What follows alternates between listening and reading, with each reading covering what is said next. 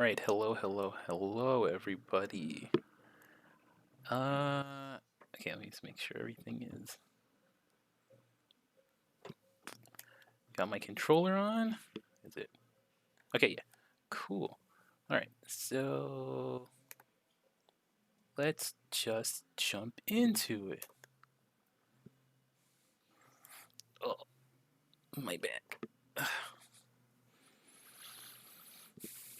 But yeah, hope everyone is having a good night so far. Let's see, game is starting. Alright, I gotta make sure I move my little picture over here so that... Oh, no, why am I smaller? Okay.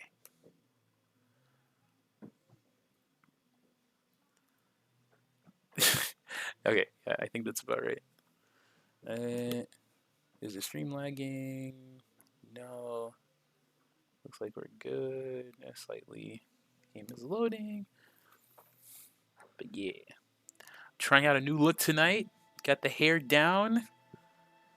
Because I washed my hair and I need it to dry. So, hair down it is. Alright,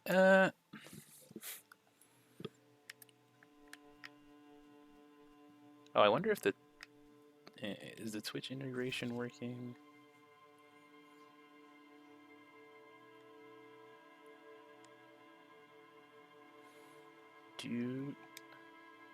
Oh, you gotta connect it every time. That's slightly annoying.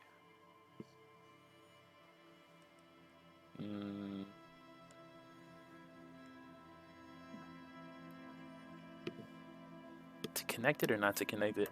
I mean, I've done it so far. Why not? Alright, I'm just gonna turn off the game capture for a second. Turn off the... Okay. Enjoy my face inside a void for un momento while I tap this together. You'd think by like at this time I just have it down already to like do this first, but no, I just keep thinking, oh, I'm just gonna go and it's gonna be already set, and then it's not set.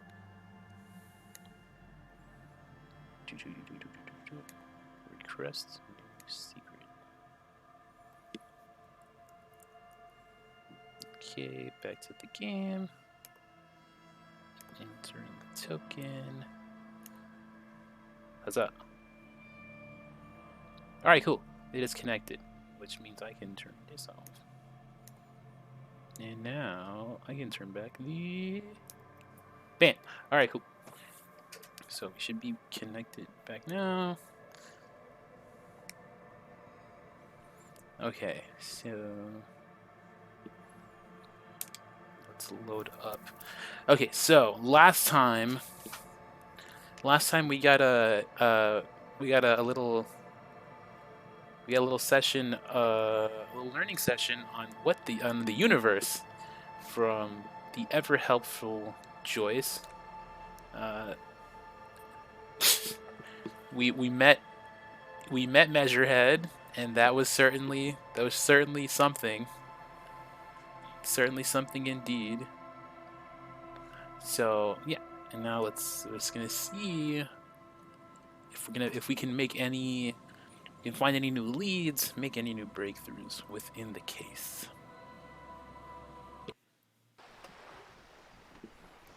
Okay. Yeah. Oh, let me just fix that slightly. Hello, Kim. All right. So. Oh wait. Got my cool fingerless gloves on. All right.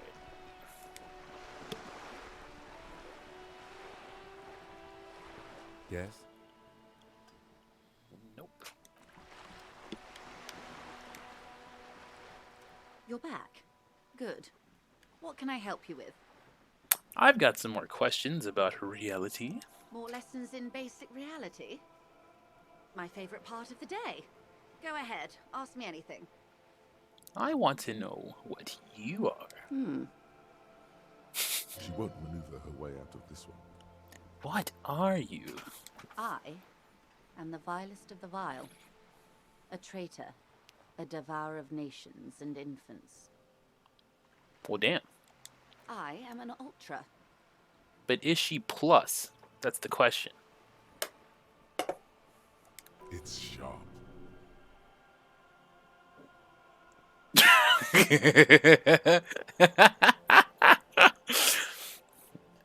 Cool. I liberate pretty hard, mice. Dios mío, a liberal. Yes. I am the nether creature of the Forbidden Swamp. I pushed the king under a shit wagon and betrayed the revolution. My kind surrendered the nation to financial colonists. Perhaps you thought we'd gone extinct. After all, no sane person identifies as an ultra anymore. Not in broad daylight. Tell me, now that I've uncoiled myself, are you repulsed? In her green eyes, you see a mixture of truth and self-satire. Decades of guilt and pride. Forgive her, but only because you like pearlescent teeth and those light green eyes.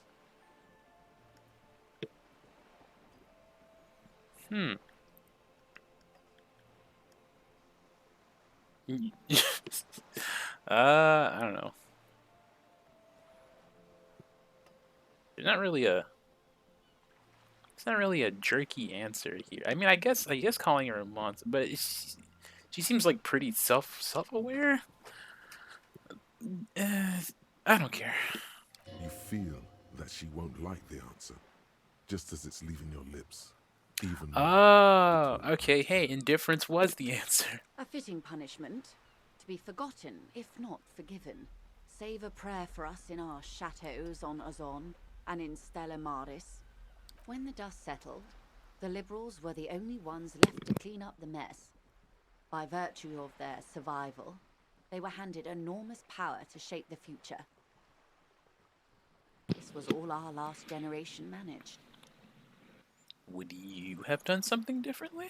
With due respect to our overlords, the eternal caretaker government that keeps Martinez a monument to the efficacy of its artillery. While a gentle wind sweeps the streets in the rebuilt east, light drizzle washing it clean, lights go up and motor carriages circulate the tracks. I would not have relinquished sovereignty to the coalition. Not here in Martinez, and not in the Stella Maris or Delta Beachheads either. If not for my own sake, then for my daughters. We had an obligation to defend our sovereignty. We should have burned the whole Isla down rather than let them have it. Oh. Dark orange flames reflect in her green eyes. An oil fire on the ocean. You're a patriot? Yes, I suppose I am. But I wouldn't be a patriot anywhere but here. Seditious talk, man. You're a smart woman. Perhaps. My intellectual vanity will be my undoing. You have daughters? Yes. Whatever else I am, I'm also a mother. And a wife. Now, shall we return to reality? What is that? The girl in the old lady rags Yes. looks like a sullen and rebellious member of a teen infraculture. Infraculture? Yes, you and I belong to the supraculture. We're common, the herd. The music on the radio, the food in the chain restaurant, those are all too popular for the girl in the old lady rags. She prefers a fantasy world, an infraculture with its own dress code and vernacular. It is an illusion, I'm afraid. There is no refuge from the supraculture. Alright, now explain the same thing, but to a child. Young people who dye their hair funny colors and wear old people's clothes are stupid, and their little rebellion is self-defeating. Clearly she didn't play Persona 5. All right. What next? Alright, I guess that's about it. 'Cause we already don't need to know about the RCM again. Glad to have been of assistance. The little that I know. Anything else? Thank you. That's all for now. Sweet. Alright, let's see. Let's pop open the journal real quick. Let's take a look at what we have to do. Find your heraldic bird.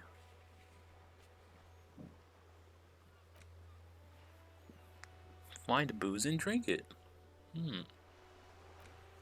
Find Morel, the cryptozoologist. You told Lena Morel was the broken water lock. She's still reading. The hangover is coming on mega strong now. I need speed. Man, I need speed, I need booze, I need to find a bird.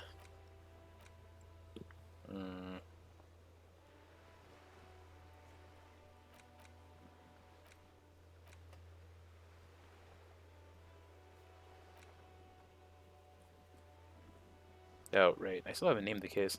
I guess I can do that right now.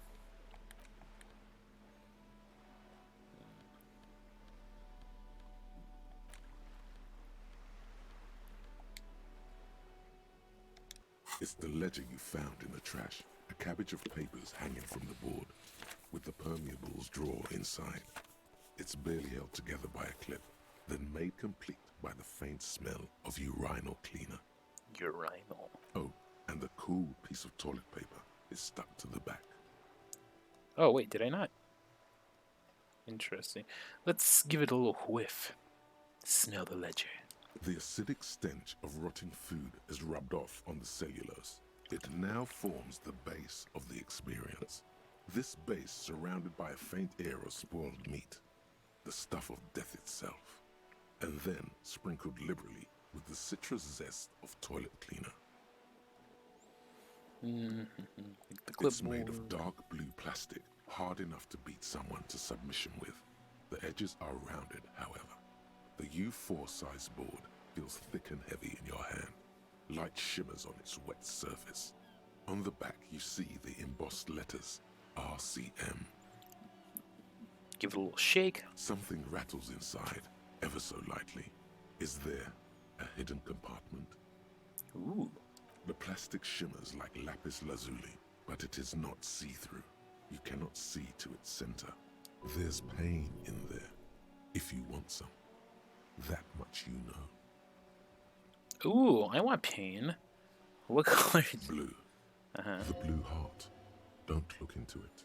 Look into it. With your hands, U4 sized pages hang from the clip, screwed to the top of the board. Open the hidden compartment in the clipboard. Alright, let's browse the elevator. In the back, you see thin, translucent copy of paper. Some neon yellow, some bright red, all covered in boxes, like marching armies. These look like official forms, waiting to be filled out. What type of forms are these? 3. The topmost are misconduct fines. The middle ones are station calls. And the bottommost are field autopsy forms. Each is easy enough to make sense of. A Misconduct monetary fine. penalization ranging from 20 to 250 real. Severe cases allow for 1,000 real, but that requires special paperwork. The details of issuing these fines are spread out over the rest of the fields. A tool for manipulation.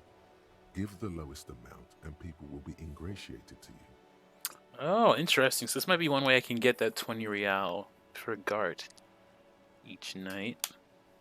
Maybe. These are quite sinister in turn. They give a date and time for the person to appear at the specified precinct police station. Below the call are the criminal charges you risk by not appearing. And then field A autopsy. dozen Sounds pretty. pages of thin copy paper, bright red in color. You see the parameters of a deceased human form waiting to be filled in. Age, sex, condition of internal organs, color of the irises, predation marks, condition of sexual organs.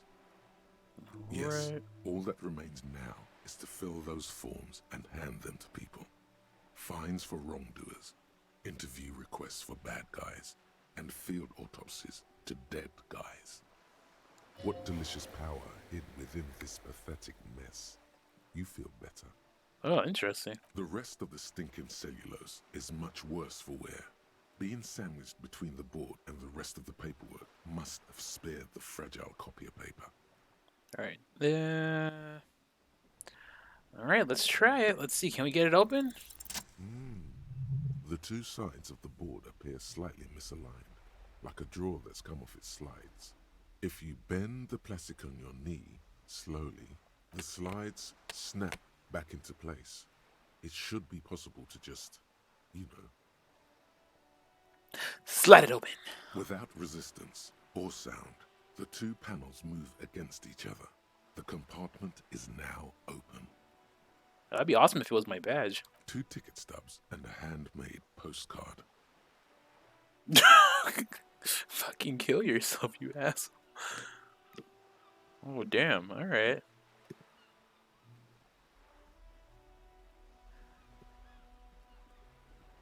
Oh, man, that'd be fun. Oh, let's see what happens if I press it.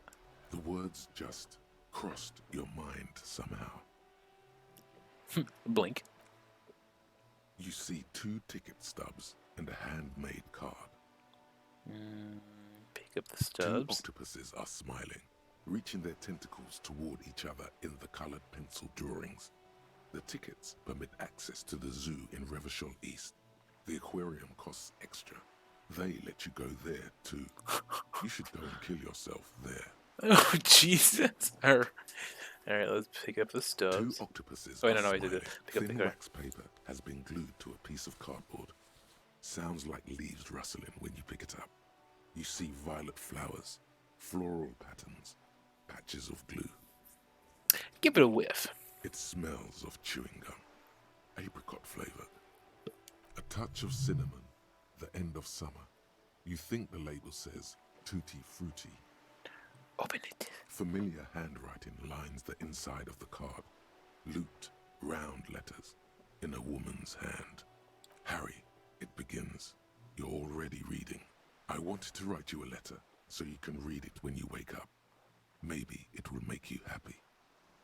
Throw it away, please. But it will make me happy. A merciful wind blows in from the bay of Revachol, dusting the ground at your feet and raising newspapers far away. You feel the card slipping into it. Let's go. Nope. We are. Wait. Actually, what was it? Frisson covers your entire body. A feeling of cold, a persistent chill. Nope. We are reading the card. Your hands shake, holding onto it. Every morning when I step out and you're asleep behind me, it says, I find a little piece of sadness in me. I carry it in my chest, down Voyager Road. Every step I take, it grows. By the time I reach the fuel station, it has filled me entirely. I step onto the light rail and look back. Sparks fall from the bow collector. I know it will be like this until late afternoon, when I get off the 42 and walk back to you. You. Every step I take will get lighter. It almost makes me run. Sometimes I do. I can't believe I met you. I can't believe the happiness I feel with you. You have a vast, vast soul, and I will always, always, always come back to it. Kisses, kisses, kisses. You feel the air sucked out of your lungs and the blood sucked out of your head. Everything around you gets dark. Small white dots appear. Oh shit. You feel the ledger slip from your hand. No, hold on. Maybe fall sideways. Is that it? Did I die?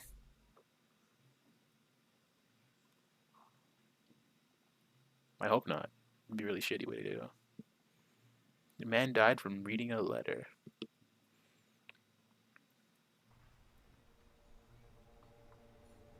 Oh. Am I gonna be in my brain again? Oh, what the hell?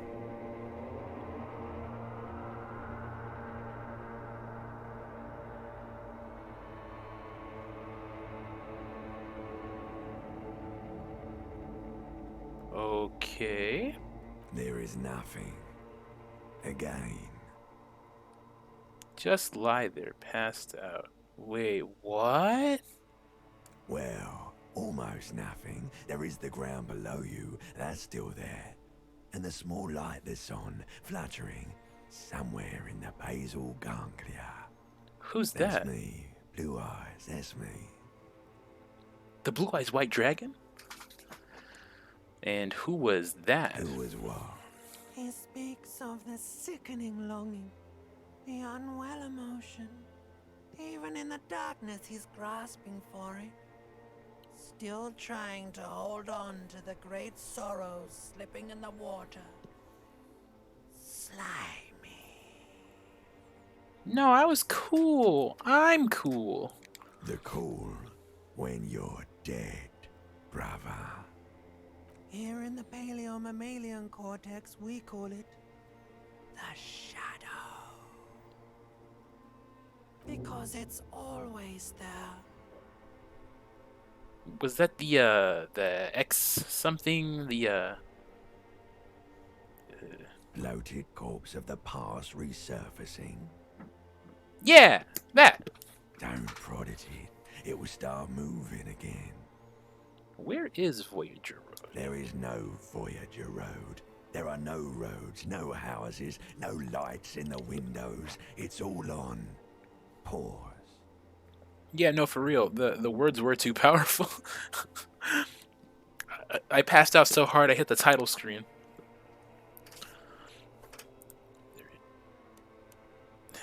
I'm just gonna. Beautiful. Believe me, stupid ape. Its lack of beauty was not the problem. Enough. Let me lie here, motionless. You think they would let you? Until you disintegrate into biomolecules? No.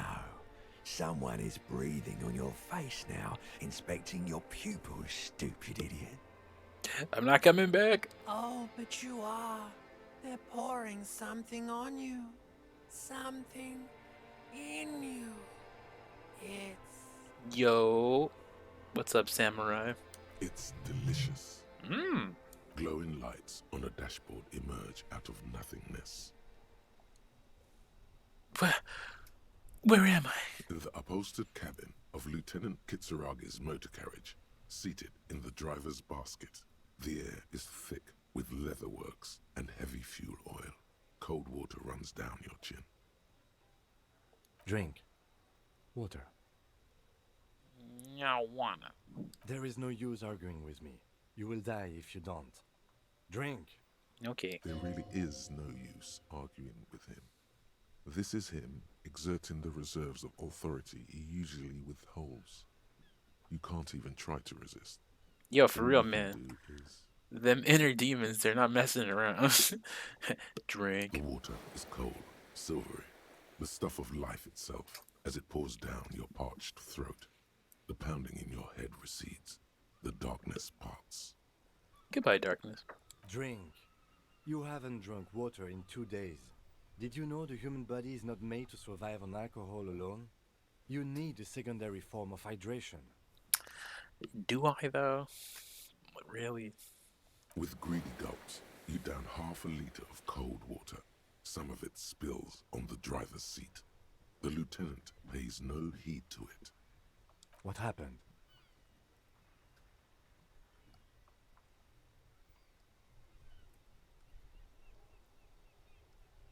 I should ask you the same. Yeah. I took the hidden compartment, and I was like, "Oh, did I die?" And because it flashed, because like literally, like the title card came up. I'm just like, "Oh shit!" Like I died so hard we just restarted the game apparently. But they had me there. I'm not gonna lie. You were reading your paperwork. Then you passed out. I carried you to my kinema to take you to a hospital. Then you came to. How long was I out? 10 minutes, maybe. Well, I came into contact with the burnout ruins of the past, Lieutenant. It's some crazy shit. That does sometimes happen. Oh, thanks. You dropped these. Are you okay to proceed?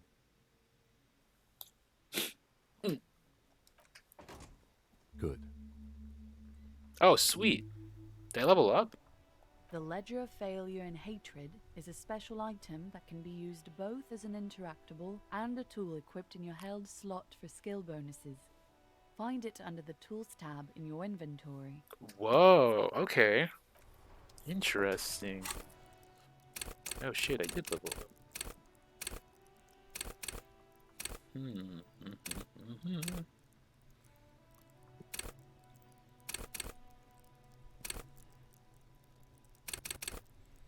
Let's see.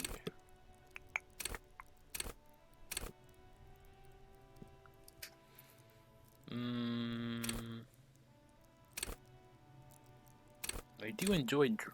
My guy does enjoy drugs and alcohol, so maybe electrochemistry. No. Let's see. Connect to Station 41 to understand culture. But Puppet Master does sound fun though. Suggestion. You know what? Yeah, I'm gonna level up suggestion. Yo, for real, I unlocked the power of hands. I love just the name of it. It's like the ledger of like, was it like hatred, like failure and hatred? It's like, jeez. All right, let's level up suggestion. Yeah. And let's check out this freaking ledger. Oh.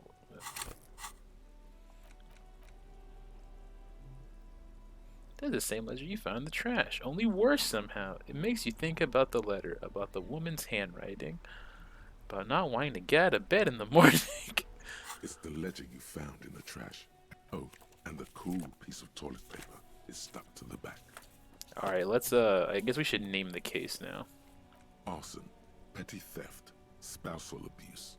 Handwritten logs on dozens of investigations date back to January 51. Stamped case files. Commit to paper. These are your last couple of months in Revachol, Precinct 41, Jamrock Quarter. There was mention of a naming convention here. Yes, it appears you employ a, shall we say, robust yet literary system. Each investigation has its case number written on the margins. Yet, still more tellingly, most are accompanied by a name. Ooh, my, and they're written in capital letters too. Yes, all caps. One is called The Next World Mural. Another, The Square Bullet Hole Murders. Another yet, The Unsolvable Case. But wait, there's more! Others appear more light-hearted. The guys on a couch in an unexpected location, and the murder at the Ukar Parlor. Even the rare article-free collapsing tenement. Murder features prominently throughout. You like this grimy murdering, don't you? So our guy's a homicide detective. Wish there was one in there about a drug then. You love those. Gets the blood pumping. Yeah, drugs! It's going to take an effort to piece these case files together, but it can be done. Once you're done inspecting them up close.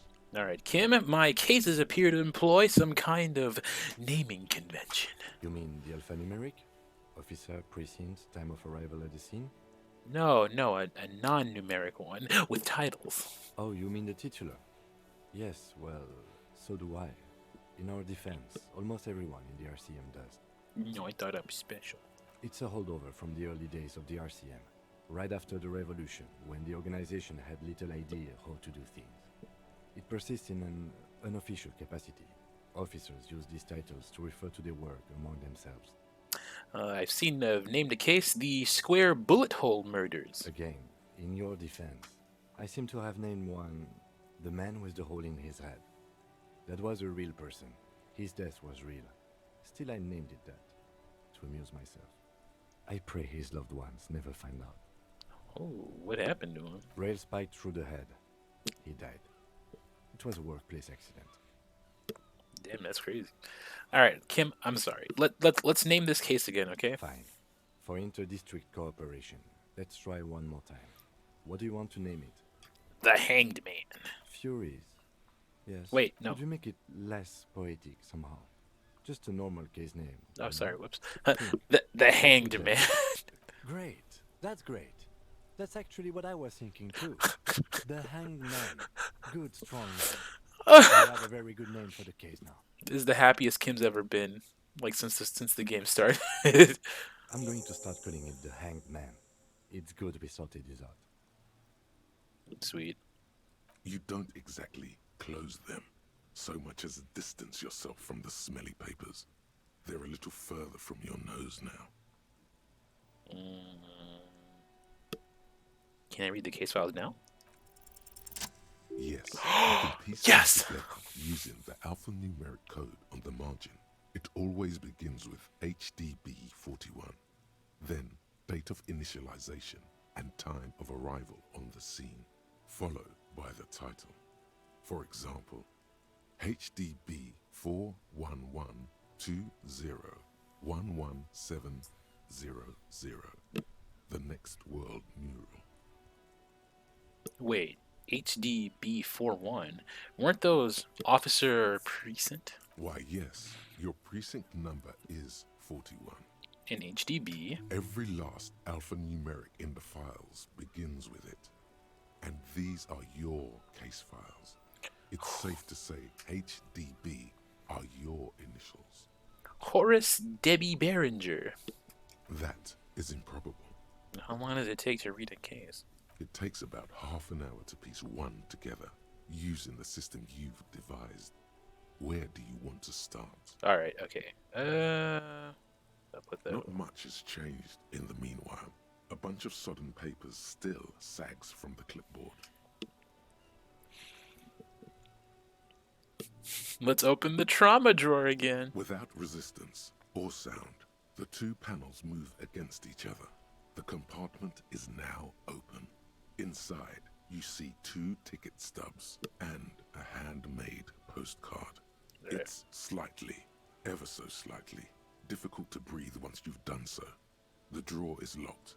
Blue ink drips from the white pages in your hand. Your hand shakes. You're flushed with adrenaline. Yeah, let's put that away.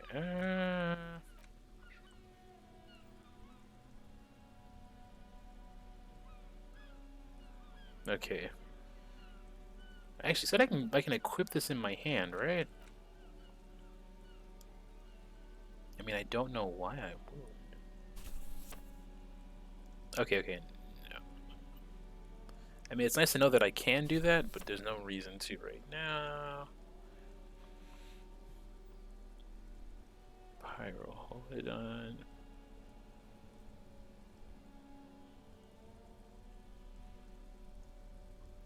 Oh, interesting.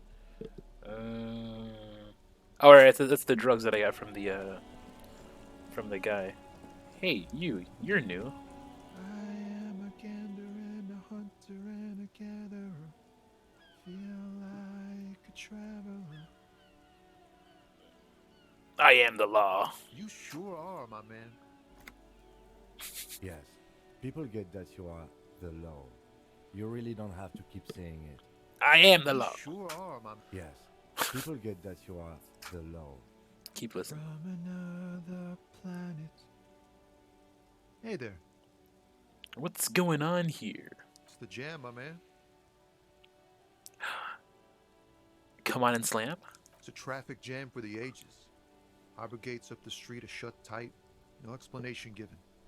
Workers on strike, scabs agitating, an all-around clusterfuck. We do love clusterfucks, to be fair. Meanwhile, we're all stuck here in long-haul limbo for days upon days upon days. Upon days. Whoa, Limbo? That's where I'm from. Yeah, exactly. Oh, that's where I am. So, how long you been here? Feels like forever. Like I was born on this here roundabout and this was all I ever knew. Just me and the metal and the tires, the oil and the fumes of mazout. Extravagantly phrased. I can roll with it. Yeah, imagine. It's been a whole week already. Behind the laugh, however, a touch of sorrow. So tell me, what do you need? Okay. Let's see. Let's ask him case info first, and then bother him for drugs. All right, you know anything about the dead guy, the one hanging behind the hotel there? He ain't one of us drivers. I know that. All accounted for. Otherwise, I haven't really asked about that. Been wasting time right here. Keep him busy. Interesting. It's easy to see he's telling the truth. He's kept his nose out of the dark stuff. Busy with what? Analyzing the fundamental structural and psychological conditions of being stranded in the midst of a sea of motor lorries and their sad, despondent chauffeurs. And your conclusion, sir? A sense of surprise there ain't more bodies hanging from more trees. What are you hauling anyway? Oh, high-grade narcotics, illegal firearms, stuff like that. Sweet. Time to arrest him. Wicked. I've always wanted a friend in the underworld. Ha! No, I'm joking, my man. Found runs a nice, clean business. This haul of cargo is mostly sporting goods. You know, tracksuits and that kind of thing. Can I have a tracksuit? They usually get shipped to Grodd and the Occident. Though we've been making headway in the Il Moran market lately. That's your machine behind you? This rockin' beauty. Sure is. Like a rash you can't get rid of. You interested in heavy-duty cargo machinery? Interested? No, not really. I just asked because, you know, it's like, it just seemed like the nice thing to do. I don't know. It's a cop reflex. Yeah, it must be. Your job's to know all these little things, isn't it? Well, my job is to deliver tracksuit trousers. There it is again. A little touch of sadness beneath his cool. He thinks he's spent too long in this lorry. Can I get one of those found tracksuits you're We're hauling? pals and all, but I can't just freely hand out the merchandise. The bosses won't be happy. Me. So nothing illegal. Not unless they've illegalized sports equipment while I was on the road. All right, I got another question. The man taps his fingers rhythmically against his arm. Let's stare deep into his soul and see if we can empathize. In his Yes! eyes, an unfamiliar longing. Flecks of brown and gold. Familiar how? It's hard to say. His gaze wanders southwest, down the street that goes beyond the horizon. The road continues for miles, flowing together with other roads, turning into causeways or bridges, ending suddenly in dead ends, or ramping up or down highways. It forms a crisscross pattern across the land. Where does it... Above the Jamrock Quarter, in the form of a raised motorway, and then the never-ending sprawl of Forburg, high above buildings, new and old, the air filled with the rumble of motor engines. Further. To the old south, to the farthest outskirts of Revachol, through the checkered fields of farmland, upstream to the river Esperance, past Montmartin, the border approaches. What is beyond the border? You cannot see. It's out of the city. Up ahead, the mist blocks all sight. A gale blows across your cheeks. It is cold. Before you stands a tall lorry driver with sad eyes.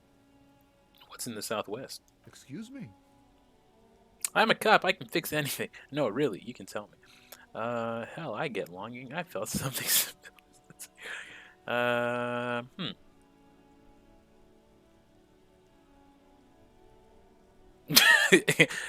Buddy, it's fine. Trust me. I'm officer. I know. I fix things. There are things even a cop can't fix, my man. There's no helping in absence, you know? Listen, from one sweet stash guy to another sweet stash guy. You can trust me, okay? Like you and I, we're brothers now, okay? We're bonding through our I guess through our absolute loneliness. I miss my family. They're all I have. My wife, second kid on the way, waiting all the way in Diora. And here I am stuck in this shit, so far from home. What's it like to miss someone? What's it like? Good. And bad. An ache that brings you joy. I think of them a lot. I dream up these silly scenarios in great detail of living with them. It comforts me. What about you, cop man? You missing someone? Is that what it is? This feeling? No, it's scarier than that. You're pursued by a hunter, smelling of apricots and sorrow, and the past. No, I feel hunted. Hunted? By what? By a shadowy figure known only to me as the X something. An ex-wife? Oh, damn. The pain burns in your chest, radiating. The crown of arteries on fire. Ex-wife, no. It is a sinister presence that haunts me across all planes of existence. Sinister presence?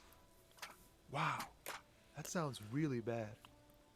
I hope that doesn't happen in my marriage. Emotional damage. Yo, for real. Oh, okay, let's see.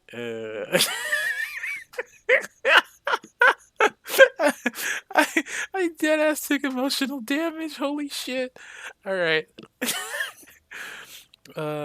It's definitely going to happen to you, man. It's like, hey, buddy, it's fine. It's gonna happen to you too. Maybe it is.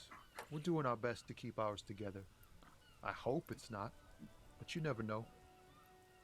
Thanks for the dark words, I guess. Oh no. I'll make sure they don't come true. I'm sorry. It's good talking to someone. I know it wasn't easy to say those things, so I hope you find your way through your own troubles. Got any smokes? Nope, don't smoke. Some of the other drivers do, though. There's still a few around, waiting for the jam to disperse. Or waiting for the sweet release of death. Hey, if I find my gun, I can do that for them. Yup, nothing wrong with that statement. Your senses have nothing to add. You'll have to ask around elsewhere. Guess I'll ask around then. You could also check the kiosk down the street. Frit. With 3 T's. Revachal's weird. Okay, let's see. Tell me more about the strike. It's like whatever's going on over at the docks. Workers got a blockade set up, making demands. No way in or out. And what's the union demanding? Some pretty wild stuff, I hear. Like a giant new power crane in half the company? I forget what exactly. Good on them, I guess. I've heard talk there's a company rep in town, too. Like a strike negotiator type. They'd know what's up. Precise demands and so on. What do you think the company wants? They want to keep that money flowing in, my man. Ka-ching. Anything else I should know? Yeah, this ain't really my area of expertise. I just do my job and get paid. I have things to do and places to be. All of us do. All of who? Us lorry drivers. Camionneurs. You still hang around here waiting for this mess to end. Most have scurried off somewhere to get drunk or high.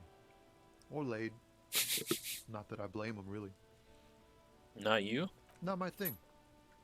Chasing transient pleasures is a drag these days. I prefer the examined life now. Thinking, reflecting, observing. What's better than chasing transient pleasures?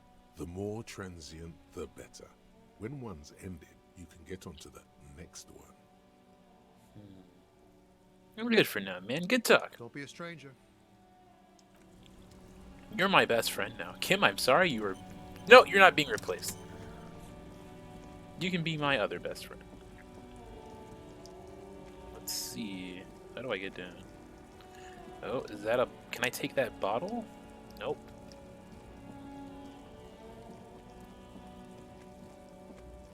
Let's see. Anything around here?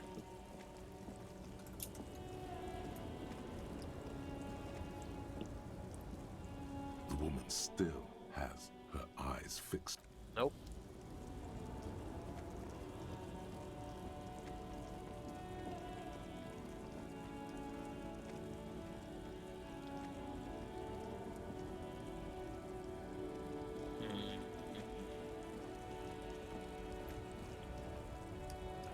Don't think I've...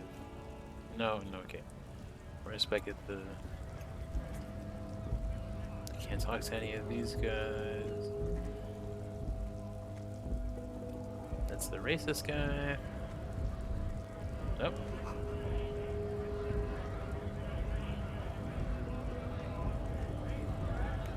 I am in charge of the strike now. Let's see. Right to work! Nope. Okay, you good. Do...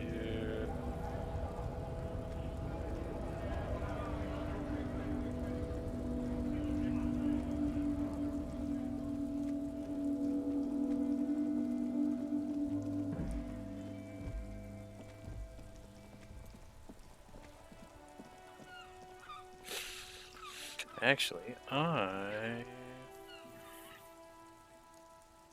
give me 1 second. Hold on, I'm just gonna pause that real quick.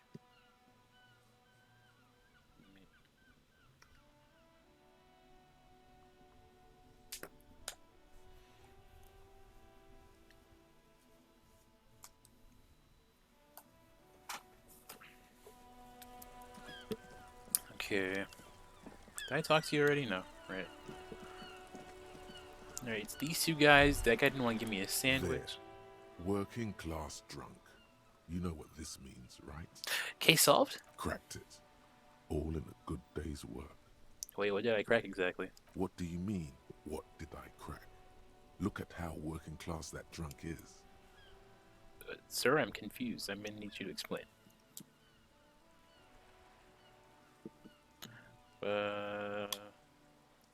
It's her husband, the missing husband. Yes, and you found him. Now go and tell the working class woman. Protect and serve, recruit. Give me champagne, I'm going in. There's no need for champagne when there's honor, recruit. Go and tell the working class woman what you found.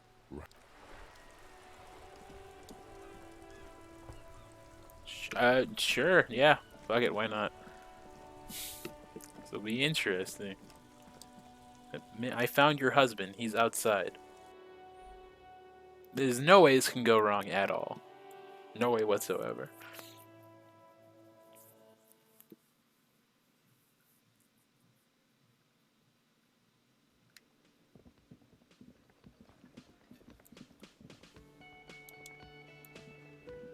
Oh, hello, dear.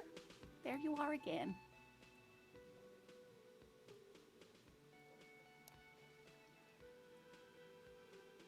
Oh, dear.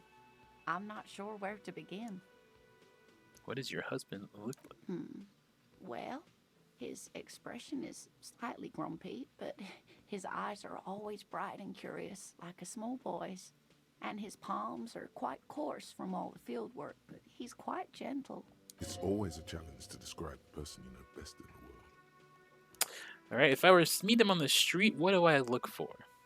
Oh, well, he's a bit shorter than you, but with a larger frame.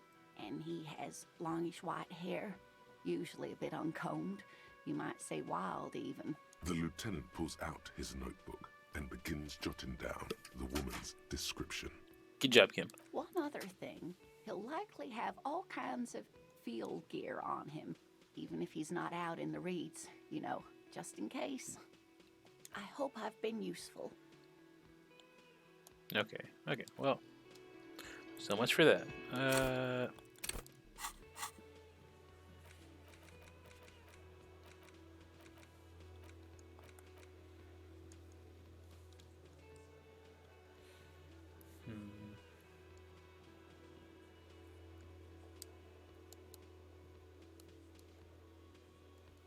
Impossible. Okay. I don't want to talk to those guys yet. Tell me I should try going about my day first. That's the thing. Where should I go though? Let me check my tasks one more time. What's on my to-do list? Okay.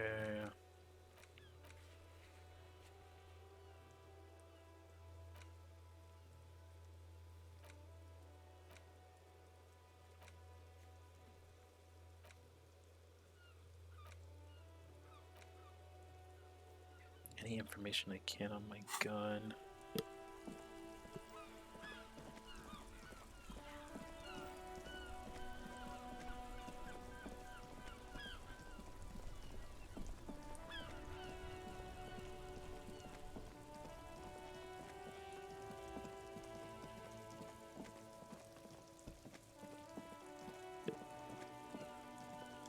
Good morning to you, officers. Yep, goodbye. What's this? A couple of indicator lights are missing from this control panel. Water line. Loose wires dangle from the now vacant holes. In the middle is a lever. Beneath it, a small metal plaque. This panel usually closes the water lock, turning it into a bridge that lets you cross the canal. But there's a crashed salmon and butter sign in the way. Pulling the lever probably won't do anything. You pull the lever all the way up until the metal clicks against the contact pins. You hear a soft clunk. Then nothing happens. Harder! Nothing happens. Boo. A cold gust of wind blowing in from the sea interrupts the silence of the situation. Release the lever. A spring brings the lever back to its original position. You still need to close the water lock to get across the canal. Some other way. Wasn't there a sign over there saying functionality will be restored on Wednesday morning? Okay. So we gotta wait till tomorrow.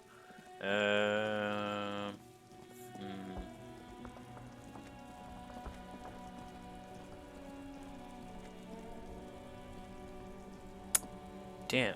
Alright. So can't go that way. There's not really anything here.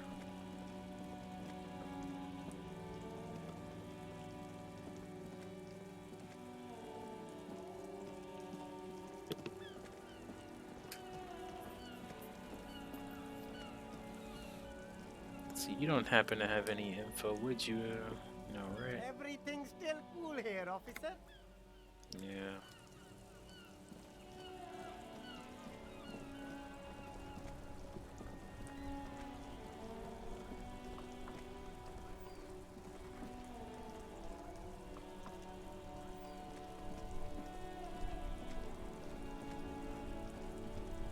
All right, I guess we're gonna go talk to those dudes.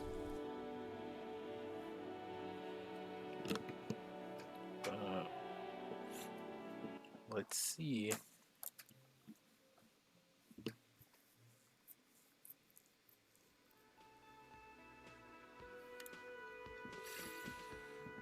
Oh boy. Let's talk to these guys. This is where you say your bed.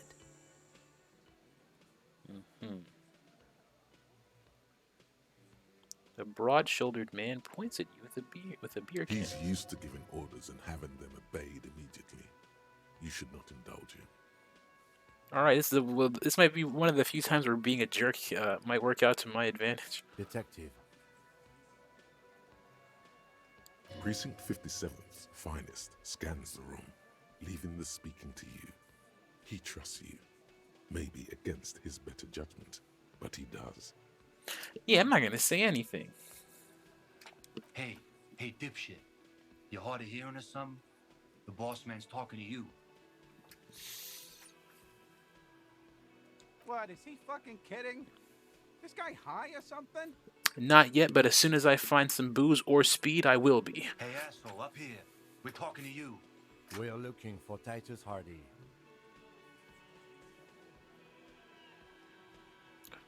First, we need to talk about your attitude. Wow. The RCM sent us some big dick cops. Oh, I'm already gonna tell this is gonna be fun. Real big dick cops. Look at them.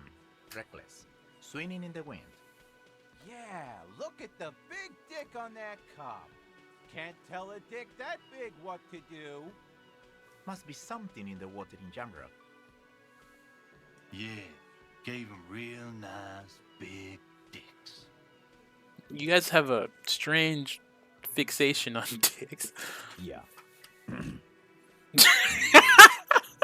He's like, all right, guys, enough with the dick talk. You might want to start asking your questions now. It's not going to get better than this. These guys are so macho, they're ready to confess to first-degree murder. Ask if it was them. Okay. It's like, yeah, I'm gonna leave now. No, okay, let's see. Let me just scan the room real quick. No. I's here. You got business with my boys. You got business with me. Excuse me, sir. Don't talk to The me. boys are too eager to please him to keep their mouths shut. You're gonna get a good head count here. Just wait. Yeah! You fuck with the Hardy boys, you fuck with Titus Hardy. Shanky. Interesting name. Relax, Dennis. No one is fucking you yet. Yeah, Dennis, calm down. No one's fucking you, you stupid fuck. Let Dennis enjoy his fucking, man. We don't mind. You notice gang tattoos. The man must be either Mesk or Sarah Mirisian. Yeah, you're not even being fucked, Dennis. Oh, it's pretty cringe. Easy, fellas. Why? I love how We he's got Fat company. Angus. Let's see what brings the cop around. What? All right. Let's. Too late. You already scanned the room. You got a pretty good picture. A picture of what? Of the actors here. You could take another look at the tracks in the mud on the crime scene. Compare it to these guys. Yes. All right. A lead. Man hanged in the backyard. Did you do it? So, you're not just here to swing your big dick. You're here for the pretty boy. A real looker, that one. Stinks like shit, too. They couldn't get him down, boss. He's still up there, stinking up the place. Shut up, Shanky. Funny. But my partner and I have a serious matter to discuss with you.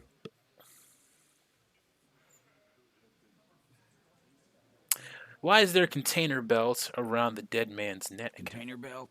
Like we use in the harbor? Yeah, why? Because we took it from the harbor where we work. Then we went out back and used it to hang him. As he speaks, his fists contract, going through the pulling motion again, savoring it. We did this. Together. All of us. Until he was dead. That's it. Game's over. We got the purpose right here. Container belt around his neck. Oh shit! That was an accident. Fuck. All right. Ah, she's gonna confess to murder. No, I'm gonna say this. We got it. We got the perpetrator. You don't. What you have is 7 honest men who thought it forthcoming to tell you what happened, so that you don't waste any more of your time. They're playing to their considerable strength in numbers. Don't talk about arresting them. You'll only bring attention to your inability to do so.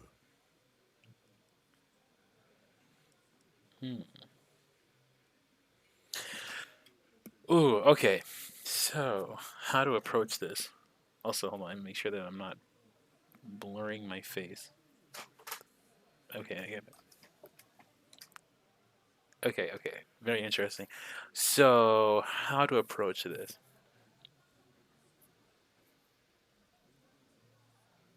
Okay, probably be like probably the best thing to do would probably be to. I feel like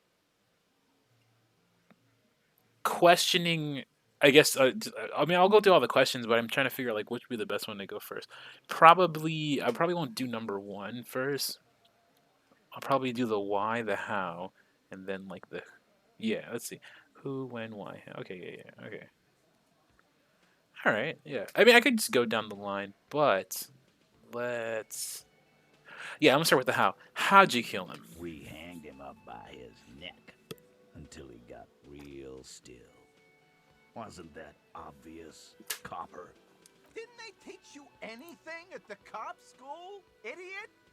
You're pretty sure you've had at least 2 years of cop school and many more of active service. Certainly enough to not put up with this backsass. Deliver a knockdown observation. Oh, I need more. You know, did you muffle him? He hadn't heard any reports of screaming. Titus, you don't have to clarify anything. We overpowered him, dragged his unconscious body to the tree, put a noose around his neck, and hanged him till he was dead and steady. Then we left him for seagulls, maggots, and you fucks. And where did this overpowering happen, huh? Right fucking here. The fucker pranced in here like he owns the place. Got what was coming to him. Titus lets the others clear out the details, so he doesn't get his hands muddy with explaining too much. And how'd you manage to overpower him? With numbers, asshole. How do you think? You're right, Lizzie. I've done enough explaining here. No, he hasn't. Not yet. Oh, man. Okay. I mean, I'm going to have to roll this one anyway, but shit. All right. Things aren't quite right here, are they? Actually, they're admirably, surprisingly composed. The entire room. Given how many questions you've lobbed their way. All of them? Like, come on. Yeah, maybe one of them is fidgeting, cracking under the pressure. Well, this one. But he's always fidgeting, so don't get your hopes up.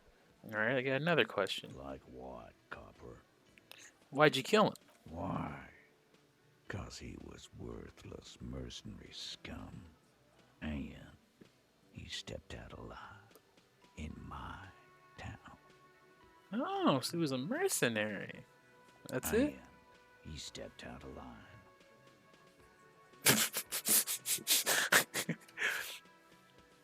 What kind of mercenary? The kind that shows up when you start a strike. The experienced kind, too. Had Cohoy and Semenine written all over him. Ex-Oranese Special Forces. A live grenade. Right here in our bar. This one has a special gripe with him coming here. I can't prove it, but I know he was sent by the Wild Pines. They hire merc shit like that. Story of every strike from here to Samara. No, hold on. How do you even know he was in Special Forces? Because one night he walked straight up to the mic and said, I'm RNA's goddamn special forces, and I'm gonna fuck you all. And you just believed him. Interesting. Really? Yeah, really. Had a gin and tonic up there, sang some RNA's paratrooper song, and said he's gonna fuck everyone. We couldn't believe it either, but he fucking did. Right there. Like some kind of animal. Alright, but what did he actually do wrong? Wrong? He harassed women, raped one, harassed workers, threatened to kill some as a warning. He wiped spittle from his There's a slight unease in him, suddenly. He regrets mentioning the rape. Kill us all if we don't open the gates, if we don't let the scabs in, if we don't bend over. And that was before he started coming here. Yeah, he said it was his favorite joint now. Started coming here every night. Drinking, grabbing girls. Grab one of ours mid-karaoke, right there on the stage. He grabbed someone? Yeah, this girl's on the mic. A beautiful girl, young. Gets into the second verse of Lover Lake. The fucker grabs her legs, starts screaming. Show me your cunt! Why don't you show me your cunt? Then, he gets knocked on the head with a wine bottle. Doesn't even fall down. Okay, so pause. All right, I'm gonna pause here really quick.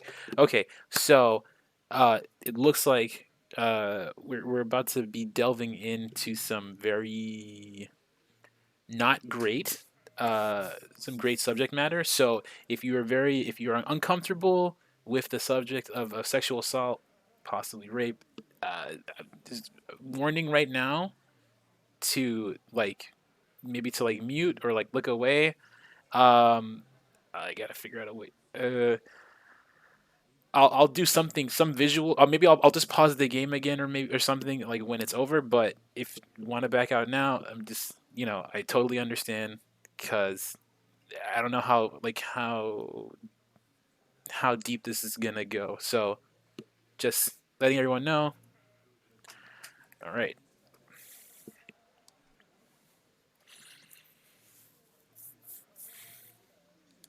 Aren't you fucking listening? My man is talking to you.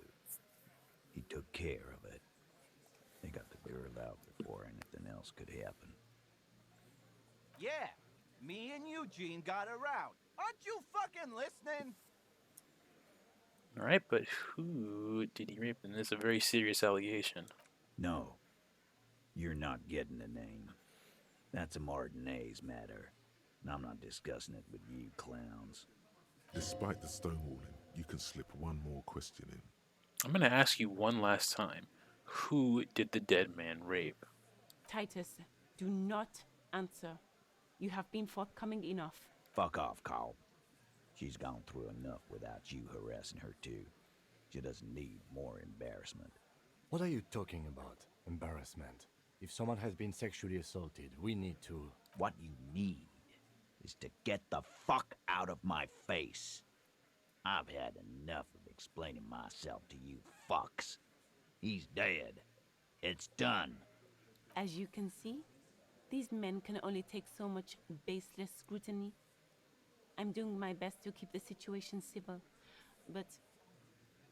What follows is a slow head shake. It won't be for long, she means.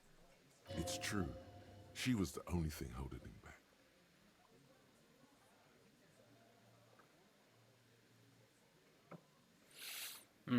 Okay, wait. I don't know. Do I? I could keep pressing. I could keep pressing him for answers. It won't be for long, she means. Okay. I have enough. Oh, shit. Do I have enough? This is tricky. So I'm assuming if I keep questioning him, I'm probably gonna get like into an altercation, and they outnumber the hell out of us. So, and I only have three health. So hold on, I'm gonna step back. Nothing. Your investigation here is done. Leave Martinez, go back to your stations where you belong. I didn't ask you. Sorry. I think we're going to stick around, thanks. Some things don't add up here, Titus. Cynical. No. I've done this job for long enough to know that people don't just confess to first-degree murder. Even if it is a group responsibility. We're going to look into this. Good luck with that. You've heard everything a rent-a-cop is gonna hear from us. Real law officials. You're lucky you didn't get a beating. Rent-a-cop? So that's what this is about. He doesn't see you as his equals. Forget about their games. You've mapped out the characters. Reading the footprints in the yard should be easier now.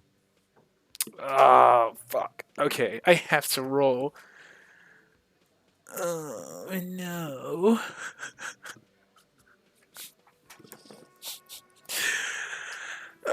Okay. I'm gonna do my best Cartman voice. Oh, hold on. Also, let me just pause really quick. Okay, I think it's over. You can come back now, if you're muted. Okay. Yeah. Oh. Respect my authority. Establish authority. Yes. Authority. Feverish thoughts race through your mind. Oh, no. Whoa, shit. Kim, give me. I need your gun. I'm only keeping this. You're not helping. First, tell me. First, he's. That's it. That's all I got. Yeah. What the hell? What are these options? Oh shit. All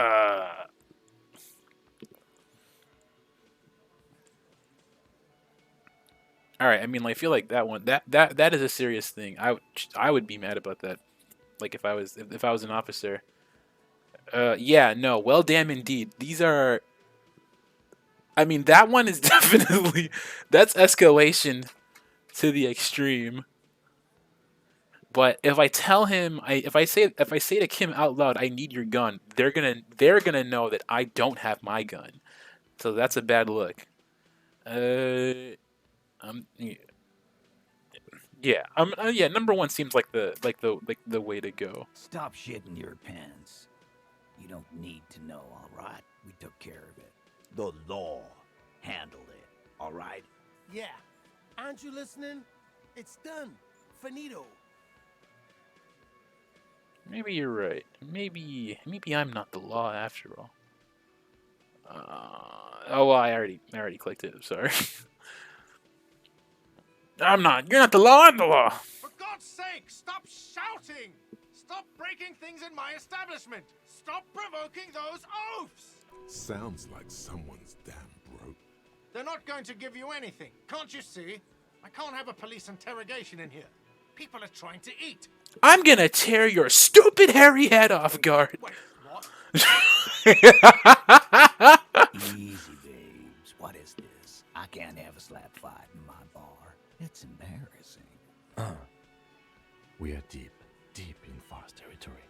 We need to cool off and re-engage later. Everyone can see you picked some wrong options. Next time you have to come up with better things to say. Man, whatever. I don't have to. Dude.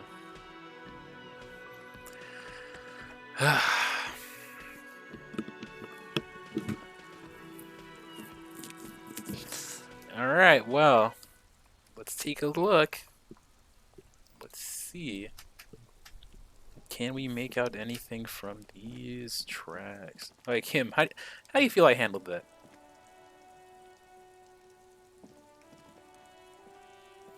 Yes?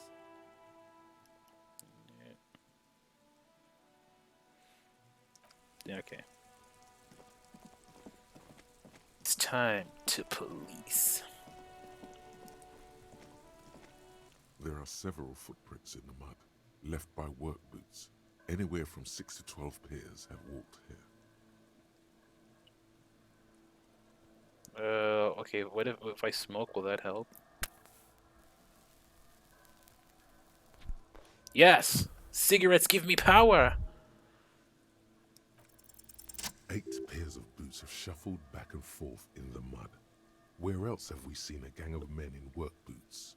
That's right, the hardy boys in the mess hall of Whirling in Rags. Go over them one by one. 1. Standard work boot. Steel reinforced toes. Number 46.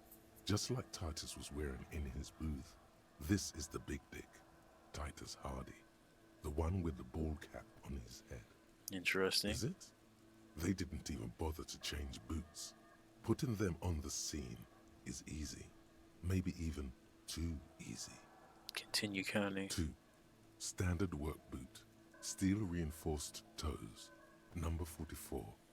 Either the blonde muscular guy, Glenn, or the young guy with a plectrum around his neck. 3. Hobnailed work boot. Steel reinforced toes. Number 43. The inked banger, perhaps. 4. Standard work boot. Number 45 or 46. Theo, the old smoker. You think you even see a tiny fleck of cigarette ash inside the print. What else? 5. Another standard work boot. Reinforced toes. Number 44. Same as before. Either the musician, Eugene, or the muscle-bound blonde, Glenn. 6. Light as air. Same make of boot. But number 41.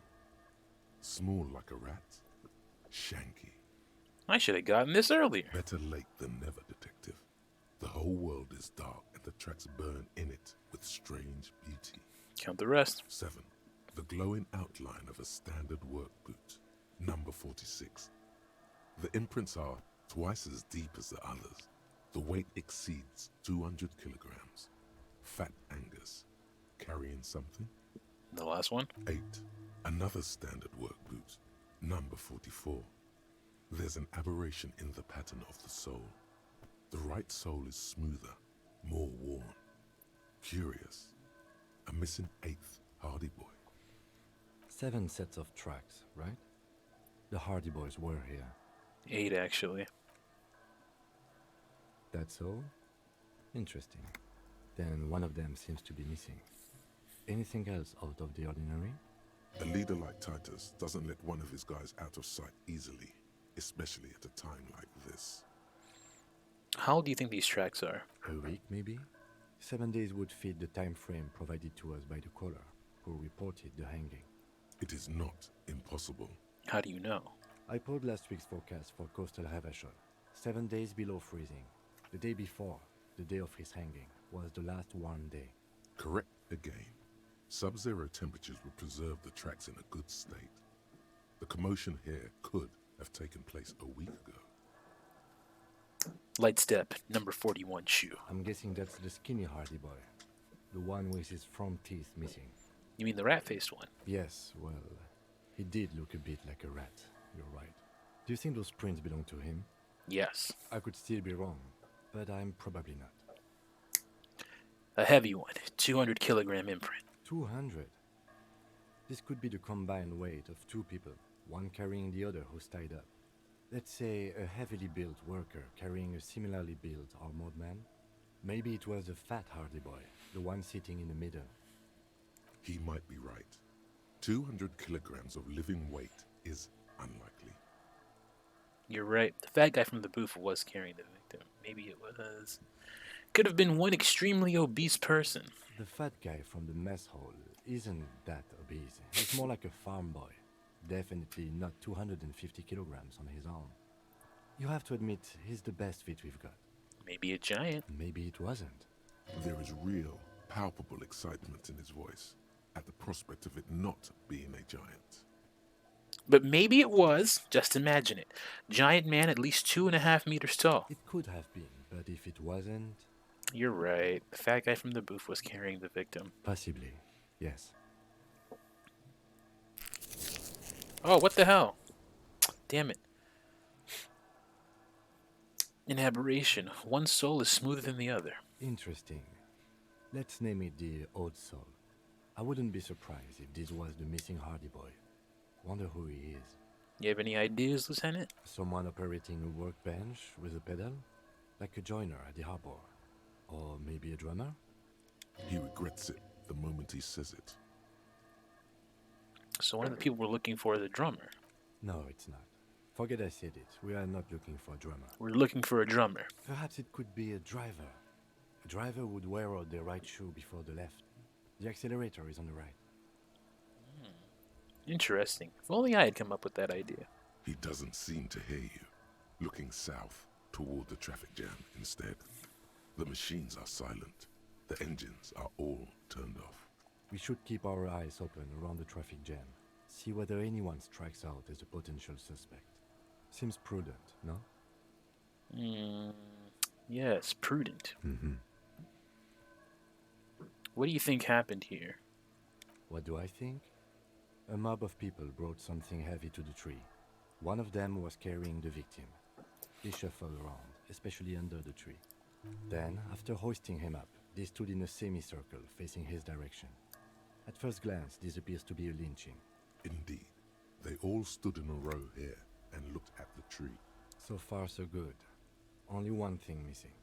He looks at the tracks, face lighting up from the realization. Of course, there were 8 tracks, but there are only 7 Hardy boys. I'm gonna let Kim have his moment. There's one pair missing from the Union box. The 8th pair. I'm going to say it was our Old Soul. So the Old Soul was present at the lynching, but isn't in the mess hall right now. Yes. I doubt the Hardys are going to tell us who this person is. For now, it's best if we just keep our eyes open. I'm sure our investigation will eventually lead us to the Old Soul. No, we've been through all of it. Sweet. Hey, you want to tell us who that 8th guy was? The man before you is naked, but for a pair of underpants and white boots. His skin is marbled with decaying veins and blotched by lividity. On his chest, a fading web of tattoos. The cargo belt used to hang him from the tree looks reinforced. Have you come to make your offering to Kuno?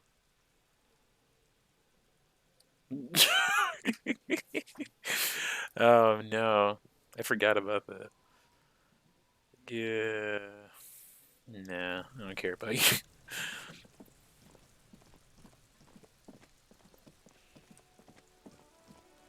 Ooh, we're making headway. Let's see. Prove your authority to tie this hard.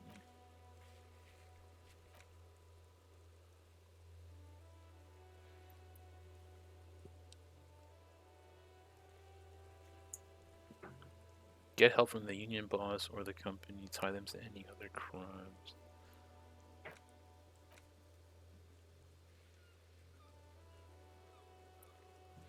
Wait, I just noticed my points here. All right, let's see. I've got 13 points in communism, 5 in fascist, 1 ultra liberal, 1 moralist, -7 good cop, bad cop, 2 honor. I killed 3 people, solved 216 cases, and I've been in the service for 18 years. Interesting. Let's raise that body count, shall we? Let's see. Hey, maybe our friend here can help me. Stuck in the rain in a traffic jam, man. What's on your mind? Got any spare change for a working suit? Oh. No, I ain't got any money. They don't want to pay for unfinished work. They who? The bosses, man. I don't know who these bosses are, but that sounds like a good arrangement for them. Yeah, it sure ain't good for me. Or you. I'd spare a coin or two for a city cop down on his luck. If I had, say, 4 myself. That's all for now. Goodbye.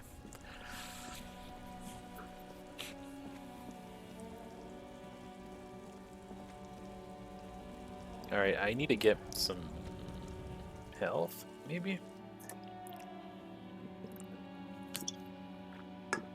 Can't spend too much. I need to make sure that I have enough for the hotel. A small cabinet on the wall is filled with various medicine bottles, nasal sprays, and Okay, here. I hope Saint Baptiste makes you feel better. Okay, here. I hope Saint Baptiste makes you feel better or something. You see several packaged raincoats. The tear machine stands in the... Do you have any new info? Is this about the questions again? Because I don't really know. A warehouse? I don't know. Maybe. I don't really care what for it does. This is important. She scrunches up her face into an expression of consummate adolescent skepticism. Fine. For it doesn't have a warehouse. Just a little back room here. Okay? Alright.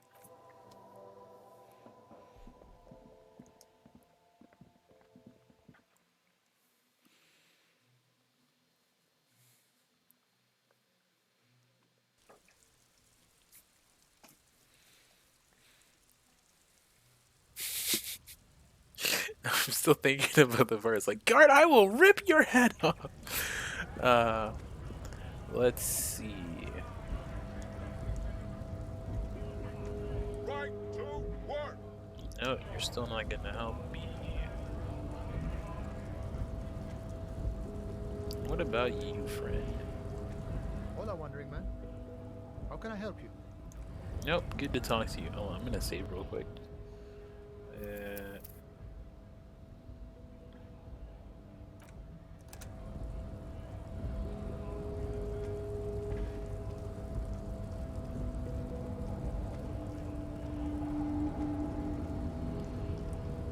No. Oh, wait, actually, hold on. Can't talk to me. Nope, still got nothing to help. Measure head, no.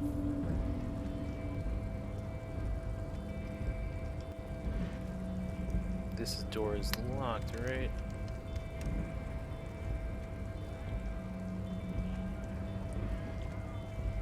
There's gotta be something I haven't gone to yet. Nobody around here is interactable.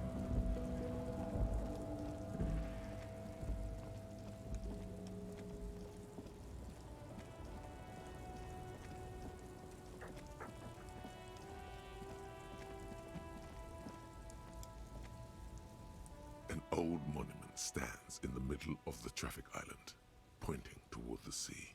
It looks as if it's being reassembled piece by piece, secured and mounted in the air with the aid of numerous ropes and rods. What did this king do? Even by the standards of the Philippian kings, old sumptuous Philip was known for his profligacy. In what way? Well, he blew through the whole national treasury, starting the decline of one of the penultimate century's greatest superpowers, the suzerain of Revachol. His own maladministration foreshadowed the fall of the monarchy. During the anti-centennial revolution, an end to his family line and the monarchy on the Insulindian Isola. How did he manage to blow through the entire national treasury? Stories have it that he had his bedroom converted into a treasure chamber, where he stored unfathomable wealth. Krugerrands, bars of gold, ornate weaponry, armor, and various chalices. He called it the Sol Aurum. It was obscene. There were whispers he slept on a huge pile of gold-dipped feathers, like some obese dragon, instead of a bed, like a normal person. The man certainly knew how to live. Well, thank you for the insight, Necktie. The king is the king, and he can do anything. But wait, you haven't even heard about his fabled cocaine addiction. The what now? You see, old Philippe wasn't just good at squandering the national treasury on gold and ceremonial weaponry. He was also a prodigious snorter of nose candy. Oh my. Not just any nose candy, though. We're talking Royal Philippian Blow, allegedly twice as potent as the stuff you find nowadays, and purple. Philippian cocaine was purple. Okay, so he was addicted to nose candy, a bloated druggie. That's what the revolutionaries said 150 years later. Right before they emptied out the royal mausoleum and dumped His Majesty's mortal remains in the Insulindian Bay. This is slander. The king was just and beautiful. The revolutionaries made this all up. That is a lot to process. His Majesty's courtiers said it helped him connect with the higher realms. Right, what is nose candy? Cocaine. Okay, that was pretty obvious. And where's he buried now? Beneath the cold waters of the Insulindian Bay, thrown there by the revolutionaries after they cleaned out the royal mausoleum. A group of marble pleurons still surround the king's vandalized tomb. A deathly cold wind sweeps up candy wrappers and old newspapers. What happened to the statue? The original was blown apart by communards, then further damaged during the landing of the coalition's airships during the turn-of-the-century revolution, when Martinez was leveled. Who restored the monument? Some years ago, a group of liberal, artistically inclined individuals, designers mostly, thought it would be ironic to restore the statue of the most wasteful ruler of Revachol in the poorest part of the city. The statue is supposed to capture the moment it was blown apart, like an instant frozen in time, a rare butterfly trapped in amber, floating on a sea of shit. That's brilliant, so funny and nihilistic. People in Martinez tend to disagree, as do many prominent art critics and thought leaders with more nuanced social awareness than the young ironists. Philip III, the squanderer, however, with his bronze face up in the air, doesn't seem concerned about what the hoi polloi think of him in death. That's fair. He is already dead. Well, that was a nice little bit of knowledge, I guess. Can I not go that way? Okay.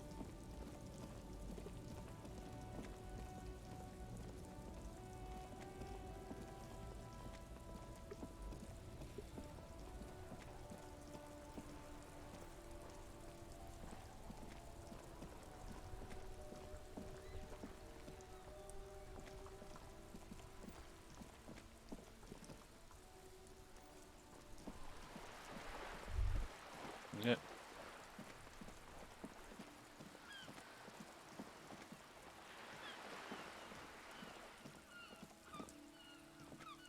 Hello again, sir. Who is that? Oh, that's Auntie Billy. She's nice if a bit distressed. She's your aunt? No, sir. She's a working woman who comes to look at the books a lot. Why is she distressed? I think she is a bad husband. Not very nice or helpful. Well, that's a damn shame.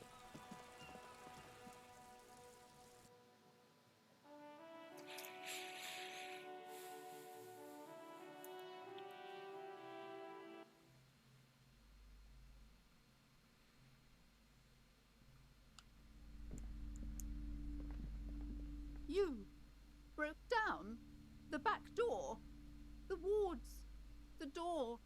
It's all gone now. Dark psychic energy leeching onto my shop. Sometimes it's necessary to resort to extreme measures, ma'am. I suppose it's all over now. I guess there's no escape. What are you talking about? Just a door. Just a door? This place is curse detective. They don't call it the doomed commercial area for nothing. Just look at the sheer amount of companies that have failed in this house. I hope you're happy now. Happy that you've ruined everything. Now that you've broken the door, the curse is coming to get me as well. Oh, I'm sorry, I didn't know about the curse. Of course you didn't. You're nothing but a policeman. All right. You know what? I'm willing to let you investigate the doomed commercial area. We are set on the path. There's little else to do. But before we go on, tell me, did you encounter the malignant entity? Of course, the entity. I didn't see her, but I sensed her presence. You did? Then it has to be true. I've suspected that this woman-shaped energy must be connected to the curse ever since I first saw her. Did you see that she lives inside the chimney? Yeah, the passage between heaven and hell. Of course, it all makes sense now. Yes, that chimney is part of the building's central furnace, and it's enormous. She has barricaded herself behind some metal security curtains. God knows what she's doing there.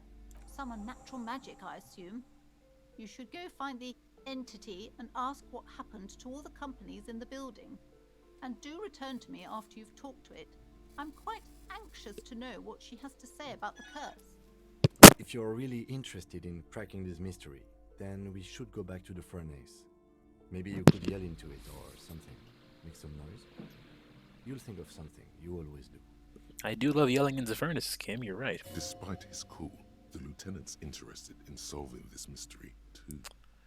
I'm looking for a book about cockatoos. A book about cockatoos? There should be one upstairs, right next to the shelf of biographies. Okay, but please, only a few questions. You wouldn't want to disturb the spirits. Have you sought help from anyone? Yes, I've contacted numerous parapsychologists, and even a pair of Simonese mediators. They provided me with the wards. The wards help to keep the doom at bay and protect us against the darkness that lies further in the building, even though now I fear it's not enough. Is your pendant part of the wards as well? Oh, this? No, it's a special Himian amulet, blessed by desert pygmy shamans, with a spell of compulsion. It's to compel people to buy books. Oh, jeez. There are numerous spells cast throughout the store. I had the books anointed with a different inducement spell, for example. It's guaranteed to boost sales 15%. Sure it is, lady.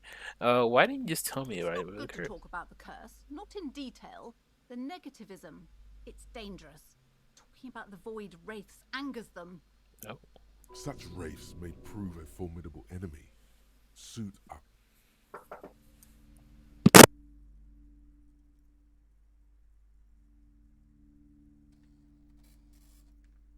Yes, the Simonese are very crafty, and their wards are extremely powerful. Lesser wards simply won't do here.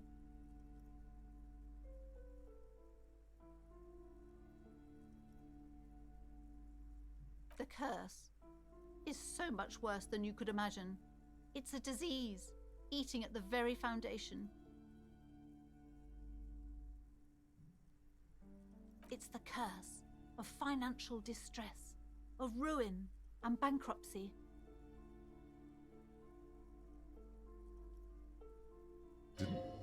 Didn't that curtain just move? But officer, there's nothing natural about entire companies declaring bankruptcy. I'm talking about cacodemons feeding off bad business practices and disappointing income statements. There's something wrong with this building, I can tell you.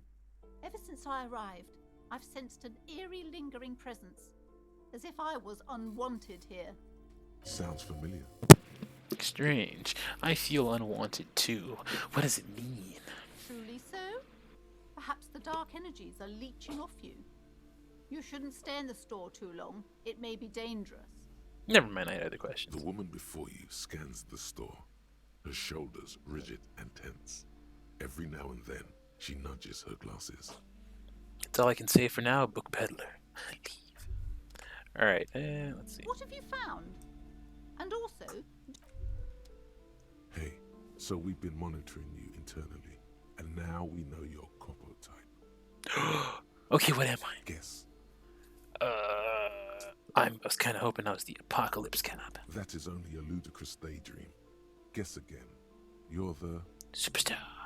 That is only a ludicrous daydream. Guess again. Cool. You're the... I mean, cool? No, you're the sorry cop. The cop who's sorriest. Let's make it official then, shall we? Oh, okay. Huge lack of enthusiasm going on in here. Fucking they should be well, won't the other capo types be jealous? What? Jealous of the sorry cop? I think that's fine.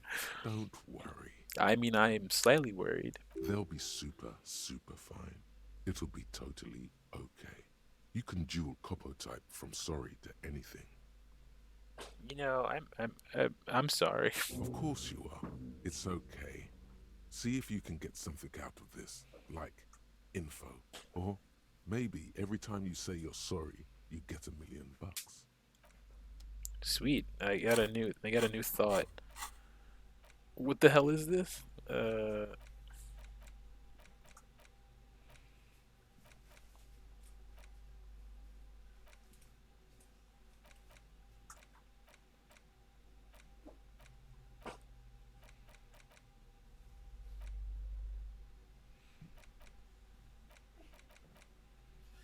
Okay, I guess it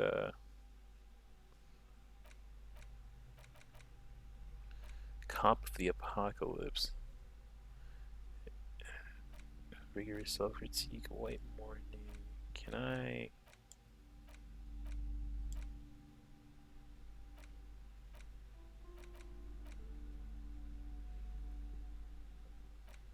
Or this one is actually like negatively impacting me.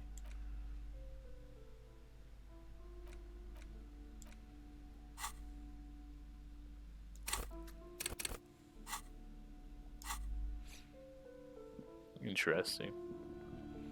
Alright, well, time to head back down into that chimney.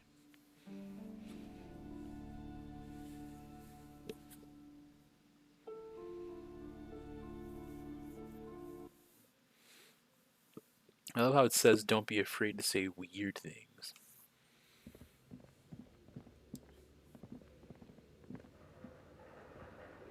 A barbell lies on the floor. The color has worn off its weight plates. It's 60 kilograms. Your triceps hum at the sight of these weights. Show the world what kind of beast it's dealing with. Lift them. Why does it feel so familiar? Nah, I'm not doing that. Alright. I already know that's gonna fail. Let me equip my flashlight.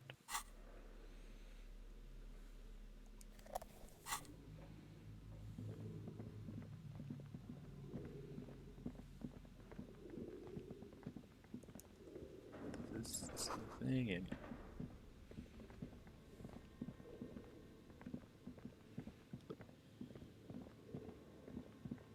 oh, this is the upstairs. I didn't go up here before.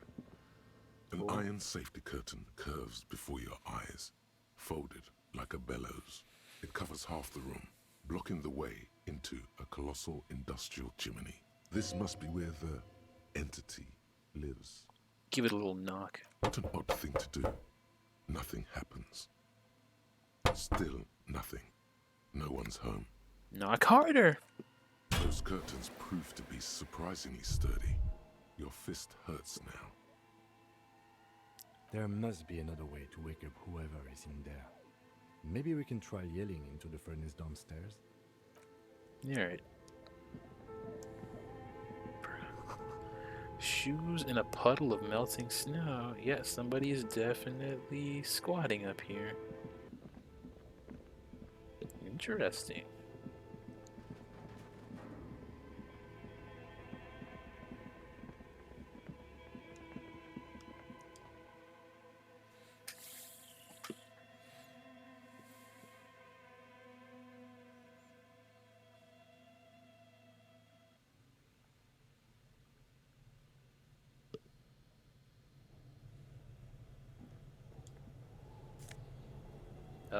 Yes.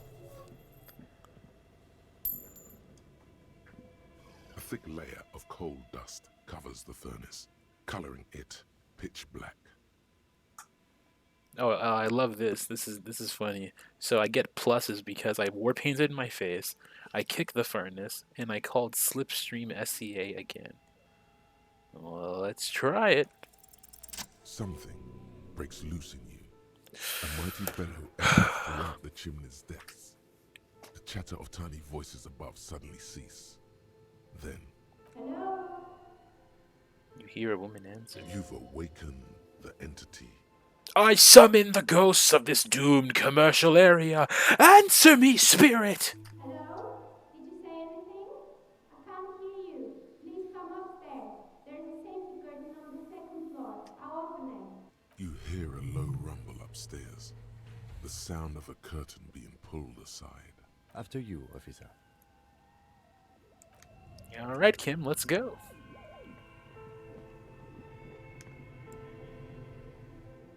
Look at us investigating, doing investigations.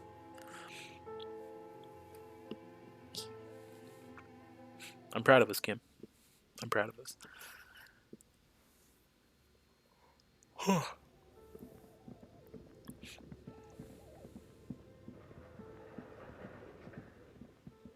Oh, what the? Ooh.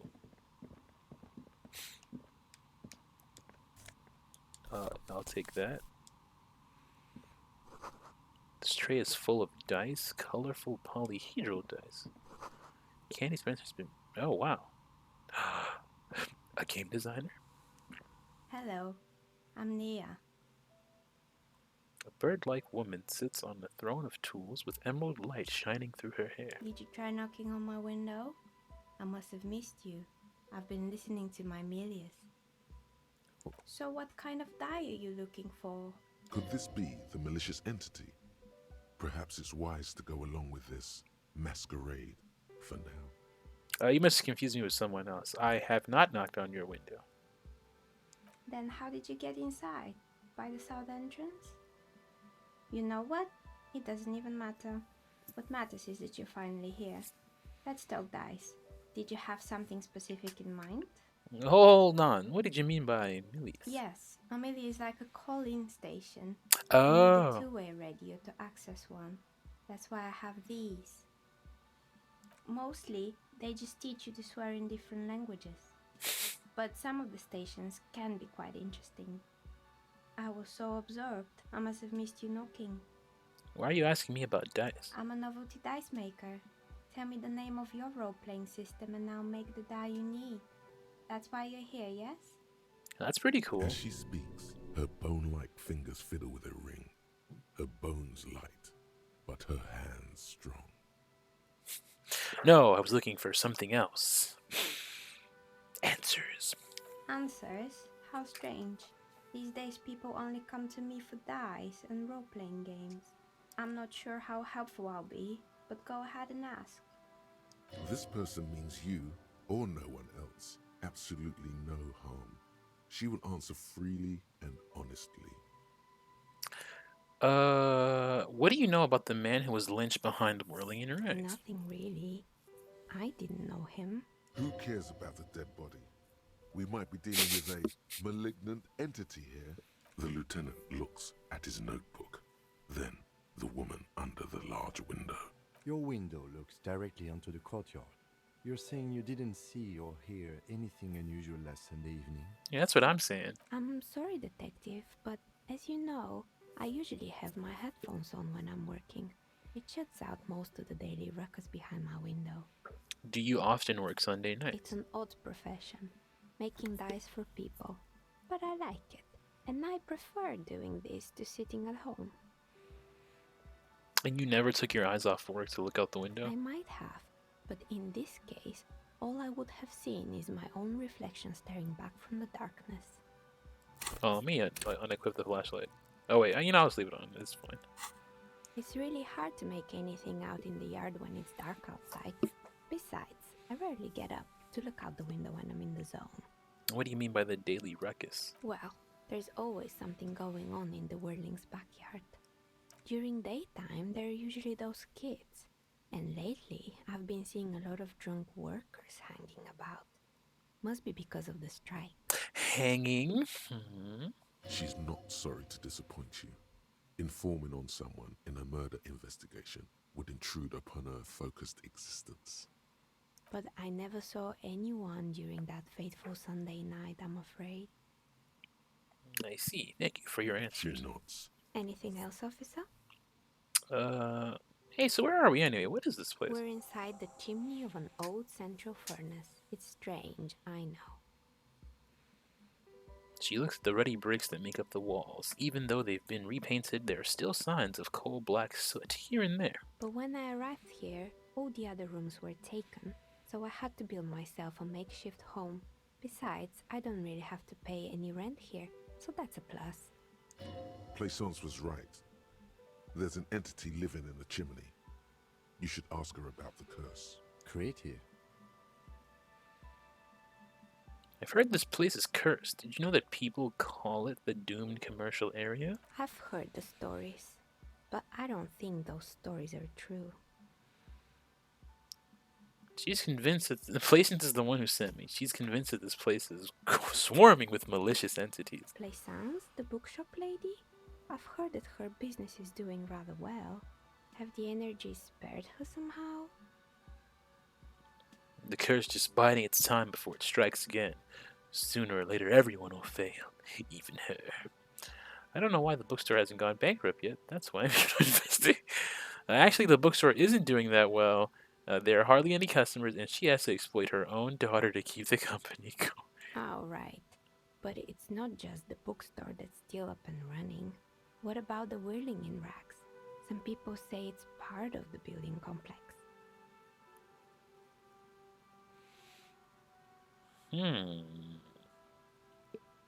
Hold on, the Whirling is part of the doomed commercial area? You could say so. Both houses were built at the same time and under the East of the Commerce Central project. Yeah, but it's a separate building. The malicious energies can't reach there, silly. And then there is me. She sighs, looking at her messy work table. All kinds of tools lie there, scattered, from knives to carving files to wire cutters. I've been here for 14 years, selling novelty dice to role-playing enthusiasts. Not exactly a million-real business idea, yet somehow I've survived despite the talk of malicious energies. Strange, isn't it? This is true. It's because she's in cahoots with the demons. Because you're competent and dedicated to your craft, the curse doesn't affect people like you. You see, ma'am, you have brain cells, unlike everyone else. The curse will get to you too, have no doubt. It just doesn't care about your earthly time frames.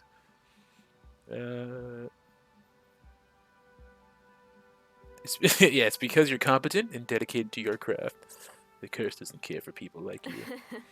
What, so the curse only affects people with poor work ethics? What you're describing isn't a curse, it's capitalism. Yes, the source of all evil. The jig is up. The she-demon knows you've uncovered her true identity. Time has come to face the source. Fear not, for the forces of the universe are supporting you in this psychic quest. Honestly, I'm still not sure. The world is a puzzling place. I still think it might be. I still think it might be you that's causing this. Narrow my eyes mysteriously. So I'm the Grand Dragon in the cave. Might I ask what supports this claim? I yelled to summon the ghosts of the doomed commercial area, and you were the one who answered. Clearly. I don't have time not to miss all these visions I'm getting. This is true. Oh my, I've revealed myself. You better call the exorcists. It's not in my job to intervene in matters supernatural. I'm merely a police officer. Of course. How convenient. Well, if you ever find a way to explain all those inconsistencies in the curse, then let me know. Plaisance needs to hear about this. Perhaps if you combine your psychic energies, you will make sense of the situation. Do you know what happened to the other tenants? Everyone else is gone. More or less. Are you interested in anyone specific?